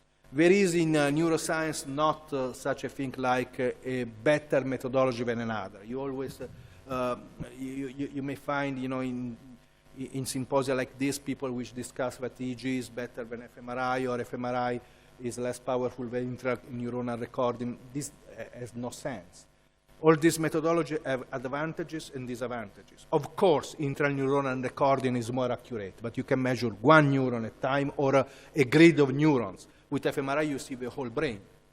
So what you need to do, you have to have a hypothesis and to do studies that converge to test your hypothesis. Think of what would be for us for the supramodal question, so dissecting whether supramodality is a single neuron property, or is just that you have more neurons that do different things. No? The lay example that I use when I teach this is, let's imagine you can see from above, from space, a hotel. And you say, in that hotel, 7 languages are spoken. You don't know whether there are 7 people to the concierge, each one of which speaks one language, or if the same person is able to speak 7 languages, or a combination. We are at that same level. We are from above, and we see that from there you can get a response in 7 languages, or in 2 languages. Outside of metaphor, here we see that you get a response from that voxel in the brain, that set of voxel that is either tactile or visual, but you don't know whether the same neurons contribute to this. And that you can answer with the intraneuronal recording during neuroscience intervention, for example. So it is a challenge for the future. So time is important. Time is important always. We are aware that our time on this planet is limited. It's very important to use it, for example. Is there any evidence that the brain works like an algorithm that proceeds in steps in order to arrive at a conclusion, like for classification? I don't think so. I think that, you know, what it's the real crucial problem is that the way we think of a brain is, I have a phrase I use, I've been using for the last 20 years. The brain looks at itself with the eyes of a society which surrounds him, which means that whatever is important in that time in society, I mean, scientifically speaking, is the way we interpret the brain. If you go back to Galeno, you know, at the time of Galeno, famous physician, the major social and technological advancement was aqueduct, the possibility to move water from a place to another. For us, is you know, it's taken for given. I mean, we open the faucet and we just want water. But bringing water from a place to another meant to be able to create civilization in another place, life. Well, I mean, if you read the theories about brain function at that time, it's all about the cerebrospinal fluid going around the brain. The brain is just the aqueduct for cerebrospinal fluid. If you come up to the eras of the big discoveries, you know, when it was redesigned, the map of a globe, we have phrenology. So we were mapping the surface of a cranium. When you go to the discovery of implementation of electricity, and you have EEG, 1929, EEG was invented. Then you have Gall with the telephone nodes, and the brain is explained as a telephone nodes, you know. Then you come up with computers, and for decades the brain has been a computer, still a computer. Then we started talking about neural networks. And the most recent thing, you know what it is? I mean, if you read all of Sporn's paper, is the brain as a rich club. So brain works like Facebook. The brain works like Facebook or like Google's, as parts of neurons that are, you know, rich club means parts that are more or less connected because they do more or less job, just to say, which probably is the closest thing. But I mean, clearly we are strongly influenced by the most advanced technological achievement of the time, which is an intrinsic, and see Riccardo Roni, I think is a philosophical aspect, because the brain reflects upon himself. And this is a limitation. So we need really to get out of this. And I think that by doing multidisciplinary contamination is the best way to get out of a specific view from the brain. And this, I think, this is the major limitation we have. Okay. Thank you. So now I would like to call all the speakers here on the table. So if there are other questions from the audience, I mean, there are more than well. So is there any question, comment that any of you wants to make? Well, just to break the ice, I mean, I have a question for Professor Pietrini. It was something that I touched on this morning. So while we were discussing kind of privately, and the idea is he partly answered, but was only when he was talking about mental disease or something like that. Is there, at the moment, do we have any tool by analyzing the brain but not taking a person through through a machine to understand these feelings, like fear, like I mean, happiness, or this boredom, or something like that?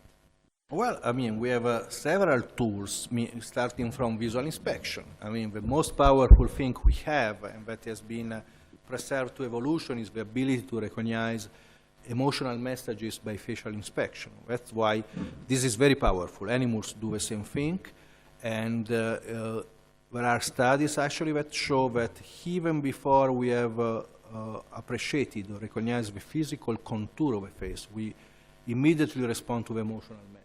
So this is the first thing. Then you can think of all the hormonal messages that we release in the environment. Fear. Animals are very good in doing this. But we do this even in cases when we are not aware of. There is a famous study where there are several studies actually. But our smelling ability is actually, I would say, unconscious smelling ability is very good. Think of a few data. For example, if a group of girls, young girls, or I mean females, share the same environment, like the same rooms in a college, in a very short period of time, their menstrual cycle will become synchronized, because they release hormonal. It's not because they talk, you know, when do you get your cycle? It's because they release hormones in the environment which are perceived, and there is this synchronization. But if you think in evolutionary terms as a meaning, you know, so, but there are other experiments. You know, if I put here, for example, 20 T-shirts like this one, you know, if I take off my T-shirt and I put this here, and then I ask you, the female, to, let's say we have 20 T-shirts, including ours, and then I ask you to just smell at this T-shirt and say, I like this, or I don't like this, okay? It's not so bad. I mean, it's an experiment. And then I take a blood sample from you, and I go for your HLA system, which is the histocompatibility system. I will find a significant correlation between the histocompatibility of a T-shirt, of a guy of a T-shirt, the owner of a T-shirt you chose, and yours. Meaning that the two HLA system will be as much far away as possible. And you will ask, well, so what? Well, HLA system is, the histocompatibility system, is what enables us to defend ourselves from the external environment with antibodies. You understand easily that if you mate and you conceive an offspring, remaining in the language of the animal world, with somebody who has a completely different HLA system from yours, your offspring will get a combination, so will be stronger against the environment. You don't know why you chose this T-shirt as compared to another. So think of how many possibilities we have. Then, of course, you can also do this in a more systematic way, because what I told you is by visual inspection, is by smelling, and you can say, well, can I put this simply on a wearable system? A camera, which scrutinizes my face, the way I move. You know, in psychiatry, for example, it's very important to observe a patient, because it tells more by the way he looks, his posture, his gait, where he looks, than from what it tells you openly.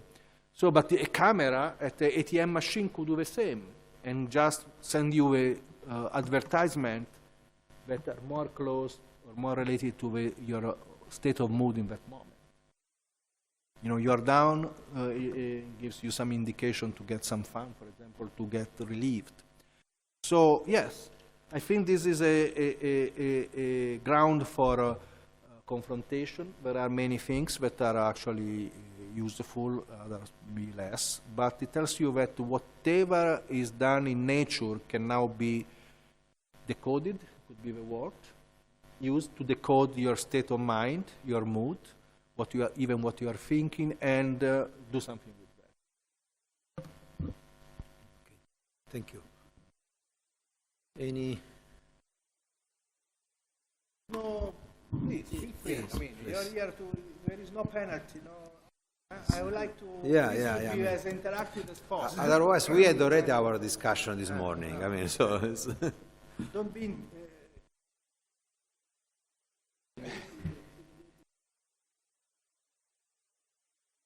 Okay. One question regarding the in the talk of Professor Sifakis, it was mentioned that there is this theorem of Gödel which somehow shows that probably the computers will not match the intelligence of human beings. I would be interested in the view of the medicine on this, because I mean, my background is more mathematical, so I can imagine somehow how this works with Gödel's theorem, but what is the perception of medicine? That computers will not ever match human so mind. So there's the artificial I intelligence. agree. Okay. I'll tell you what I think. I think that we are unique because computers can do, as Professor Sifakis said, much better a lot of tasks than we do. Think of memory or even perception, but we will never have that integrated approach that we have, the ability to put together different state of minds. Let's say, we are looking at the sunset, we experience emotion, we call back memories. We could, for example, we think when we were with our fiancé at the sunset, or we broke up, or whatever. And we do this while we pay attention to different things, so we can be distracted by other things. Our heart rate increases and gives us other sensations. And we do this in a unique way that no computer will ever be able to match, because we are aware of that state. So it's like you have a camera. A camera takes a picture, you have 1 million pixels, but no two pixels are correlated, are connected among themselves. We get a coherent pictures. That picture goes, you can have a picture and go over and over that picture forever and have a state of mind, an endless state of mind. So this is, we can dream, and we can put our dreams into reality, and vice versa. So a computer will never be able to do this, because in any case will be programmed by us. So we will be no learning emotional curve. This is the first thing I believe, which actually is also gives me the opportunity to say what I think about all this discussion about responsibility in automation. It's a dull deal. I mean, it's no sense to me, because the more sophisticated robot you can conceive has the same responsibility in terms of what we mean for responsibility than a hammer. The fact that a robot can move by itself gives him the same sense of responsibility that a hammer has. If I let a hammer go down from my window and it's in head somebody else, has the same responsibility than a computer parking my car has if it hits someone, because it's programmed by myself or by someone. anyway. Will not be for the computer to be able to be responsible, it would mean that the computer is able to understand what is the computer of a robot is able to understand what it's doing, the consequences of its acts, and it could do otherwise if it only wanted to do so. Think that we don't consider responsible minors under 14 years of age, which are tens of thousands of times better than any computer from this point of view. But we don't consider them responsible. They cannot be held responsible if a child or a young, a 10-year-old throws you a hammer and hits you in the head, cannot be held responsible. So why should the robot be responsible? I knew.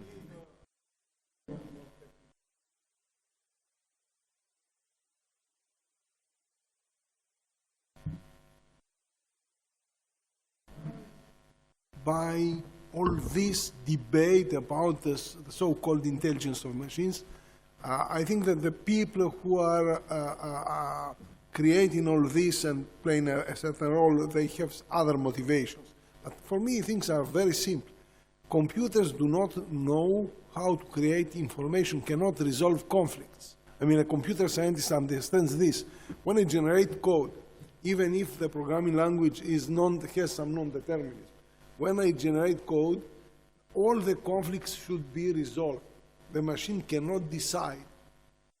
All the conflicts, I mean, the machine is stupid by its character, it's stupid. So, humans can resolve, can create information, can resolve conflicts. And then you have all the technical arguments I did not want to give in my presentation. You know that logic and computing has a serious limitation. This is Gödel's incompleteness theorems, so-called. People perhaps never heard about that. They say that there are propositions that are not decided. And this is due to the fact that computers cannot invent induction rules. This boils down to that. So, and humans can invent, not systematically, but they can invent. So there are big differences. And something else that is important for me, at least, is the following. This separation between fast and slow thinking. Slow thinking is only a small part of our intelligence, and it is procedural, and that's what we understand consciously about our thinking. And the model of computing we have in mathematics is inspired from slow thinking. But there is another computer that is much, much faster. And people believe that, 95%, I don't know, of our intelligence comes from that. And this is another model of computing that is closer to natural computing. Okay, so the model you need is different.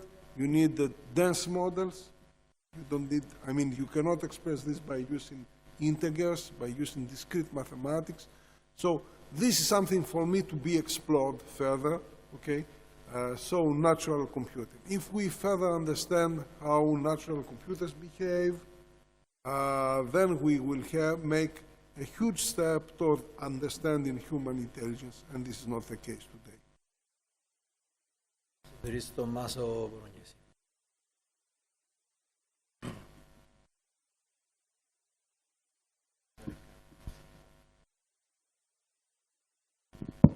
Yeah, thank you. I vigorously disagree with both speakers about these last statements about the fact. Joseph Sifakis said at some point that the computer is not a mind. My question is, which computer? And I think you started to answer already. Of course, if you look at the von Neumann architecture, that's already old stuff. But you have not mentioned any serious reason, and I don't think you can, reasons why a very complex architecture, even a huge thing bigger than this building, cannot emulate or simulate exactly, precisely, the behavior of a human brain, including the, the training phase. Of course, it needs training. I'm not talking about an engineer sticking into this machine an algorithm that is something fixed forever. I'm talking about a machine that starts learning. It's made of transistors, it's made of some electronic equipment in whichever technology of today or the future, and it starts learning. It starts learning exactly like children do, and it gets to the point when it can behave exactly like ourselves, including the phenomenon of consciousness, which Pietro Pietrini's colleague Giulio Tononi is widely discussing in his in the last decades, this notion of the phi and the integrated information. So can you mention any reason why this scenario cannot happen in the near future? Okay, I can give plenty of reasons. One very basic one. First of all, you should tell me what a brain is in order to build something that is equivalent, functionally equivalent to the brain. Okay? So, you have to deal with this complexity of the system. And then the best way to understand this, and I talked about that, is to have a principle of modularity. To say, well, take the assumption you need. I let you answer this question. So, at which level of granularity you want to describe a brain? Oh, come on, nobody can buy this. No, wait. Okay. So here we have specialists. Is the brain, does the brain functionally, can be reduced, can be considered only as a network of neurons? I know great specialists that disagree with this point of view. Because it's not only the neurons that count and what happens in the synapses, it's all the matter, the inert, under quotes, matter you have between the synapses. Okay. I let Professor... Well, actually, Giulio Tononi is also a very good friend of mine since the Scuola Superiore time, says that no computer will ever match the human brain, because we'll have no subjective experience. So if you can measure, you will have no consciousness, no free will, no ability to be conscious of what the decision he takes and why. So I think that thinking of a brain as, the brain is a huge amount of neurons, but these neurons are not like bricks in a wall. But, you have a huge wall with huge bricks. Neurons are modules that change constantly their contacts. Whatever we learn makes a plastic imprint on the brain. Synaptic plasticity, what happens. Sleep probably, this is Giulio's work, sleeps probably is used for the brain to clear synapses that are not useful anymore. It's like when you draw on a blackboard or during the day, and then you need to clean whatever you don't want to use the next day, something like that. So it's a quite complex system, and if you think of the way it's organized, just think of the cerebellum. Cerebellum has a huge number of neurons as compared to the brain, but if you take out the cerebellum, you do not appreciate any relevant change in cognition, in free will, in your behavior. Because the architecture of a cerebellum is very repetitive. These cells, the canestrum cells, are all the same. So it's from the integration of different arborization that you get really the complexity of the brain.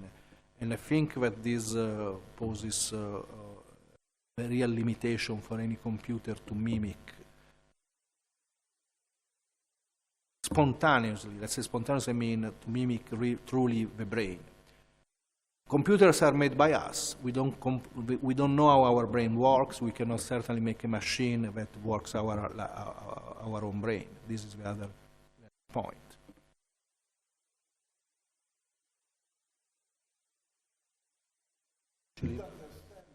what the brain does as a composition of components. And this I cannot do for software. So this is something I don't understand. This idea of breaking into complex systems into atoms, and complex systems are just the composition of atoms. This has worked for electromechanical systems, classical mechanics, but does not work even for software. So how you will decompose the brain into atomic elements and you will recompose, fully understand the properties, and you will be able to simulate all this adaptivity. I mean, this adaptivity you have in bioorganisms is, it's not, I mean, you have the biochemical phenomenon and the computational phenomenon that are intricately linked, okay? If you don't use the same, I mean, the same type of matter, you will never be able to do that, in my opinion. Cardoroni.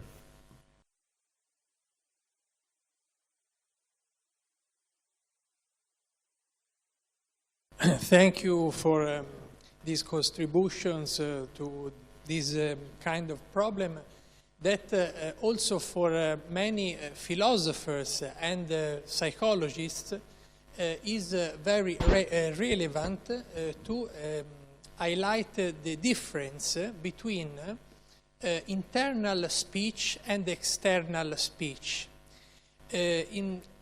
My question is, what is the relationship between these two kinds of languages, the internal speech on one side and the external speech on the other side? There is an important contribution in this direction from Victor Heger, the first theorist of interior monologue. Heger was a French psychologist and philosopher, which describes the difference between interior speech and the external language. And in this direction also Vygotsky, in thinking and language, goes on in this direction. And so the ability of human mind is to connect between together these two dimensions of language. The interior language, which is the language of consciousness, at the origin of these debates, and on the other side, the language that is an instrumentum of society, and so is a pragmatic language. This is an important point of the discussion between philosophy, psychology, and neuroscientific contributions. Okay, go ahead.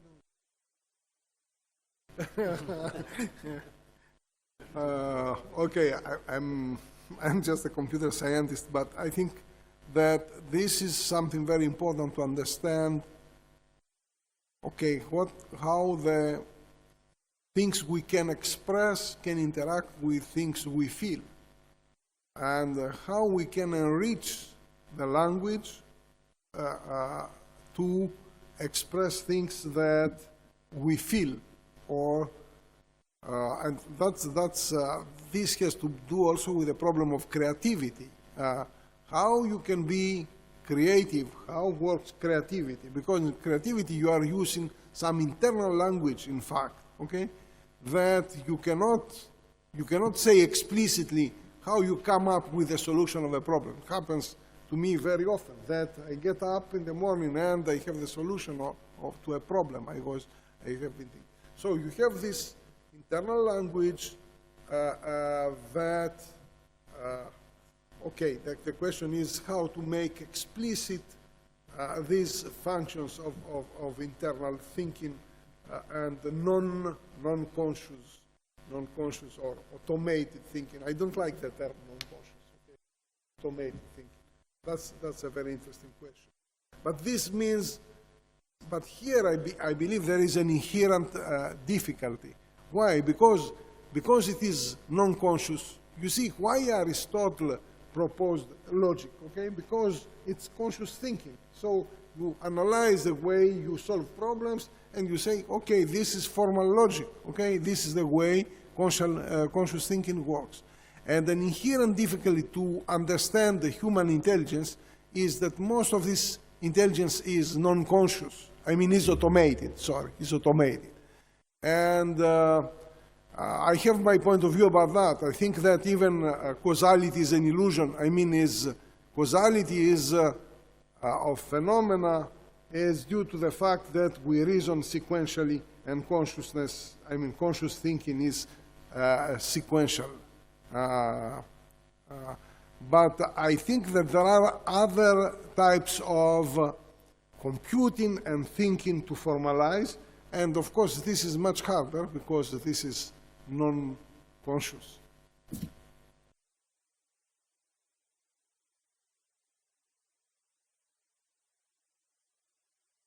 My question relates with the problem of decomposability that you mentioned, the fact that you say that you think the computer cannot emulate the brain because it's not possible to replicate that.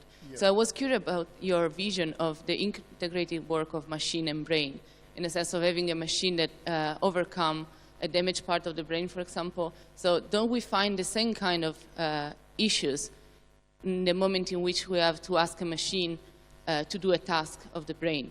Yes, okay. I think that people are even making, and here I will be, sorry, a bit violent, a logical error. Okay, you see, there are two things in the reality we are talking about. The phenomena and the models of phenomena. So we should not confuse models of phenomena with the phenomena themselves. And here I have a very radical point of view about that. An electron is an electron. Now there has been huge debates whether an electron is a particle, is a wave, or whatever. So the reality is the reality. You can approach the reality, you cannot fully understand the reality. What we understand is purely phenomenological. Saying that we can build a brain, this is, sorry to say this, okay, you should not confuse the map and the territory, okay? And there is somebody, I like a quote that says that it's not by drilling through a map that you will hit oil. I mean, you will find oil, okay? And we'll never, you have the reality and you have the models of the reality. So we can build models, and this is true for very simple things, okay? What is exactly, you cannot build exactly a capacitance. I mean, a capacitance is something we perfectly understand, the laws of a capacitance, okay? But this is continuous, okay? Try to simulate this. No computer can do that. We never do that, okay? And so things have their own essence, and we are trying to approach, and this is what we are doing by science. We are building models. We should not confuse the map and the territory. And this is a logical error for me. And if people say we will build brains, so we should be very careful. We can approach, probably, but we don't even understand what is an electron. Because if we understood perfectly what electrons are, what atoms are, we would have really theories, I mean the theory of everything or whatever. We cannot approach reality. And there are serious limitations we cannot approach, and I have tried to explain this in my talk. Sorry. No, I just wanted to ask if you think that you can reproduce a part of the brain. So I understand that you think you cannot reproduce the whole brain. It is very clear. Yes. But the question was also on the more specific. The problem is how to break the complexity, and the problem is modularity. Modularity. Modularity works in some cases, in other cases does not work, for reasons I have explained.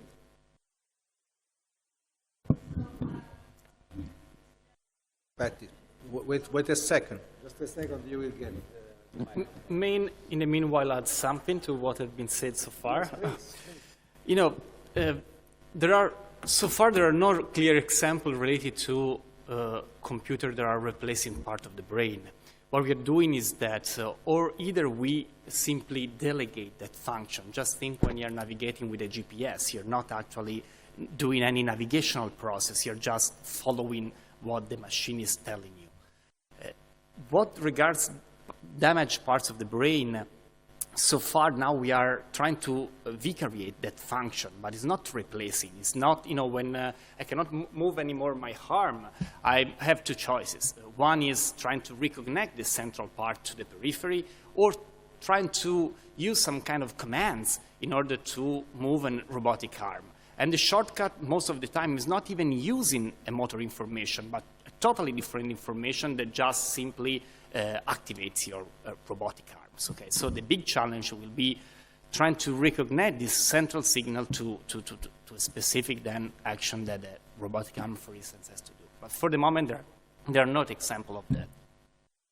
So just to come back to the earlier questions, I've interpreted their questions in the way as in, can we have a system that can have such a huge complexity that it can have similar functions, such as in consciousness, like some self-awareness, for example.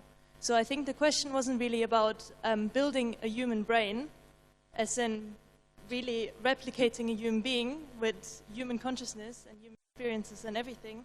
I think the questions were more aimed at, can we, just by having so many different modules and having emergent phenomena from having them working together, such as simple neurons that can either fire or not fire, can we have more complex phenomena that arise through this? And potentially, with machine learning, is it possible to have...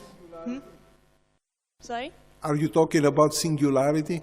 Well, I mean, this is what you showed on the slides, as in like what Stephen Hawking, Elon Musk, and all these other famous people like Bill Gates were talking about, that AI is taking over. I mean, I don't want to have a political discussion about potential implications of this. My question is more, do you think it's possible, just based on the approach of complex systems in physics, for example, that you have simple elements that can do very simple functions, very simple computations? If they work together, can we have emergent phenomena arising from this? Could machines have some self-awareness? Could they be able to develop some more profound functions that we would classify as different functions of human consciousness, for example? Do you think that's possible? Thank you. Interesting question. So this issue about emergence. Let me take an example. I have hydrogen, oxygen. I build molecules of water. So I have new properties that emerge. I cannot infer from properties of hydrogen and oxygen. So people talk about emergence. So physicists say, for instance, that there is a physicist who said that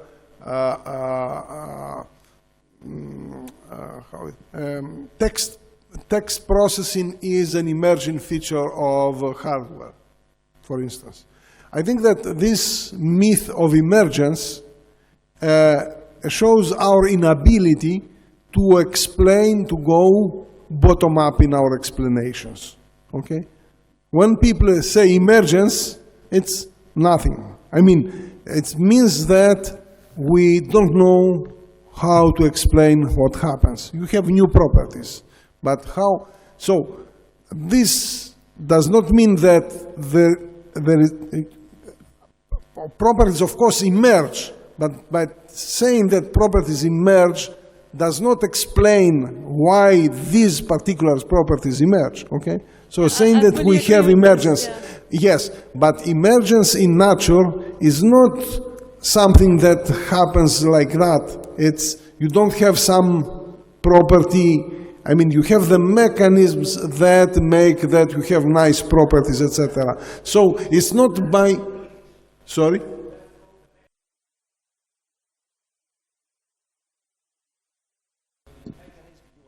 The mechanism you are invoking is called religion. I mean, the only other thing that can, I mean, I agree with you that you cannot explain. I mean, the best example of emergence is cellular automata, right? I think you are familiar. So very simple rules, very simple elements, and put together they do something beautiful, like the particles of cellular automata, the game of life, etc. Yes, I know this story. We don't know how to explain the behavior of these particles. They emerge. Okay, but that's it. I mean, what else can you say? This happens. It happens in nature, and there is no reason why it should not happen in artificial systems. Yes, I have many reasons why it cannot happen in artificial systems, of course. In the systems, yes, okay, that's a good question. Because the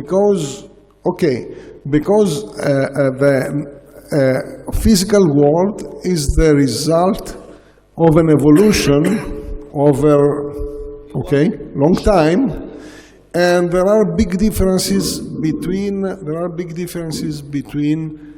artificial systems we build and natural computers, and huge differences. And let me explain this.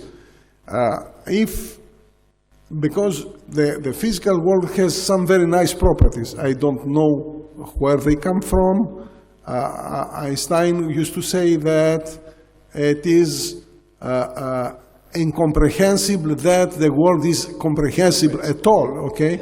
You have very simple laws that allows, and you have this property that is a remarkable property that is robustness in physical systems.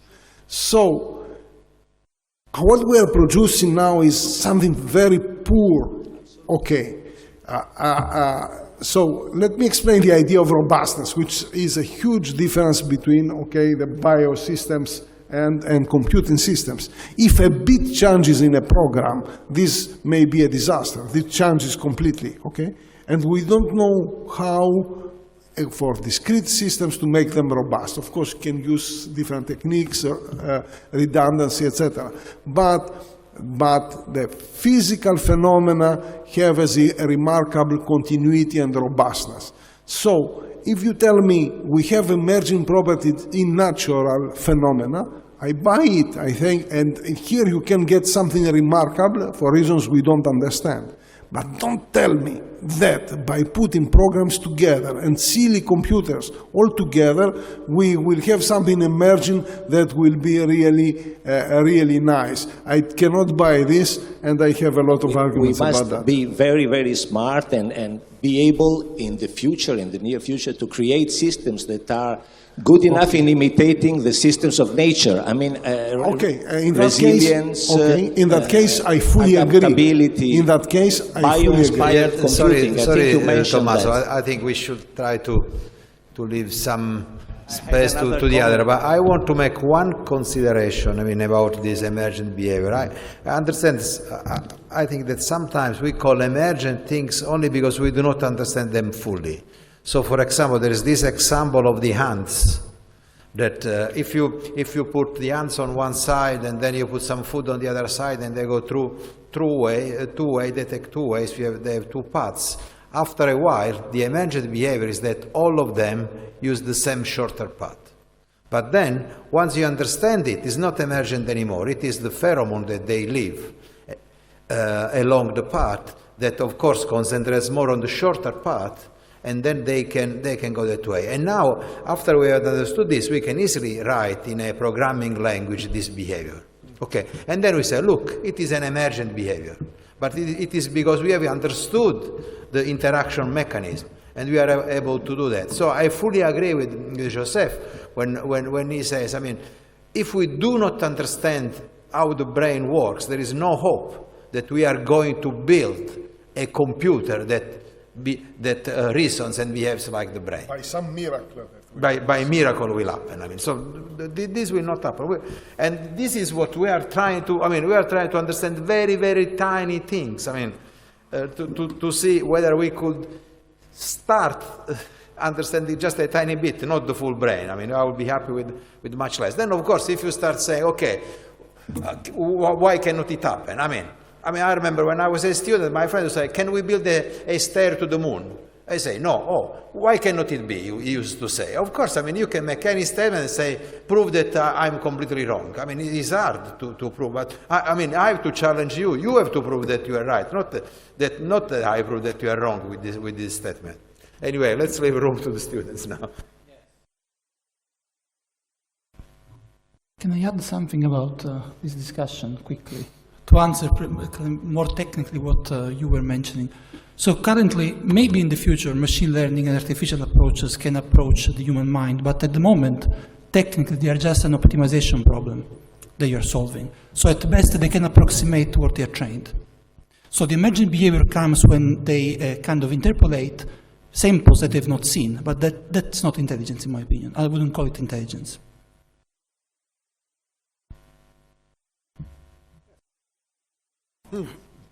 Strong statements.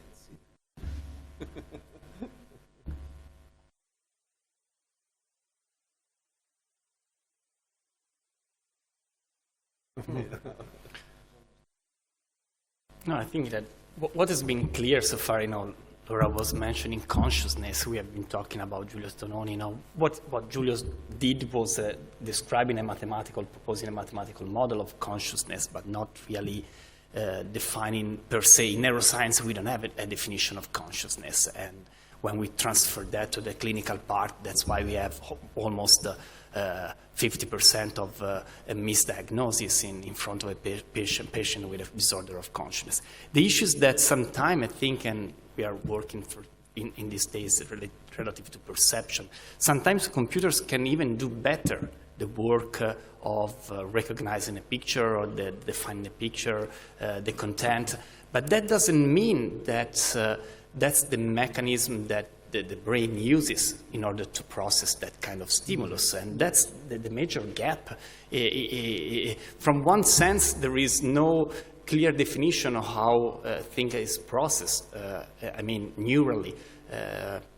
From the other side, we have some kind of shortcuts that might be methodological, that might be good algorithms, but that doesn't mean that the brain works that way.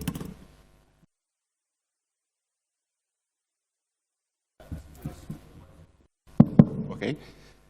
I hope it's a simple question, but I don't understand. You born with a category in your brain, or you... yes, just. I know it's not simple. Or do you learn during your life, or both? Because change is a way to discuss about artificial intelligence. I say something, maybe Emiliano can be more specific, or some guy from the brain think about.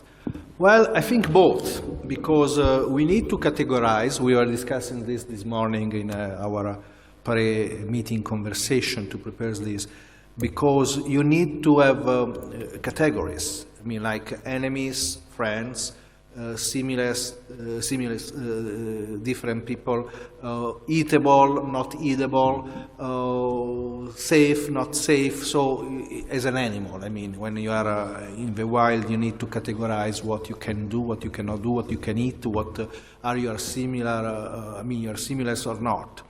So I think at least we are predisposed to do that on a general, almost philosophical term. In terms of a neurological, let's say neuroscientific evidence, well, I mean, what we have shown ourselves, and I think there are also other studies, is that the visual cortical areas, which should not be called visual in sensu stricto, are actually at least predisposed to develop a category-based functional organization independently from any visual experience. So means that is independent. I mean, you are born, maybe you arrived just in the middle of my presentation when I said this. I mean, if you are born deprived of sight, you have a category-specific response when you touch a bottle, for example. So this means that this functional organization does not depend from visual experience. One could say, well, maybe it doesn't depend from visual experience, but depends from any other sensory experience, tactile experience, or hearing experience. Of course, you cannot test that because you should have a model of individuals with no sensory input, but then you cannot test that. So it's almost let's say, an impossible question. But certainly the evidence we have is that vision is not a mandatory prerequisite. I think that is to a great deal genetically encoded, which is actually what we want to test. You know, research so far has been on the genetics of cross-modal plasticity. So which genes are, let's say, come si dice il gene,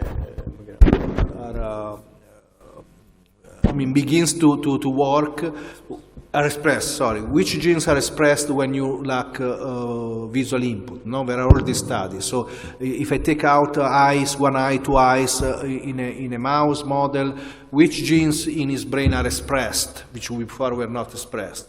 The question we pose is, which genes are expressed despite the lack of vision? And this is what actually with our lab we are going to test.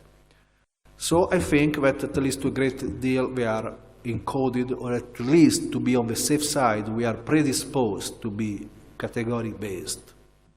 Emiliano, you want to add something? No, Giacomo, you want to add something? No. We are dramatically prone to categorization, different level of categorization, and to those categories, not other, because those are hardwired somewhere. So some of these are innate, and we cannot think of process the brain differently. If you have a lesion, you lose the ability to use some of this category, and could be even very specific.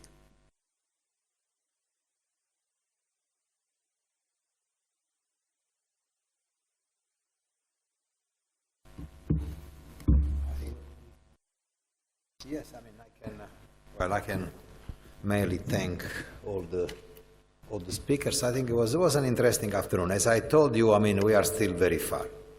I mean, the two parts, I mean, of the table. I mean, the computer science and cognitive science. I mean, and but I think, I mean, as I said, there is the modeling part. When we say we should understand more the brain, I think we have to try and build up an abstract model of the brain, and then try to use this abstract model also for other things. And yeah, I mean, what else? We will continue. I mean, we will continue inside the school with this. Maybe we will not. This is ambitious. I mean, it's not a simple task that we want to achieve. But one of the advantage of being in such a small environment where we have not the department of one thing or another. We are just this small school that we meet every day, and we can, and also the students. I mean, our students meet every day, more than us. I mean, maybe one day we are here, the other day we are in Rome, and then we are somewhere else. While they live together here. So this is also kind of should be more a stimulus for our students to start talking about this issue. Maybe they were a bit too shy today. They didn't say much, but I hope they will, when they go to the canteen together, they will start talking about this and see what you mean by model, what you mean by experiment on the brain and so on. So I really think that I mean this should be a start. And so thank you really very much to all of you, and thank you again to the speakers.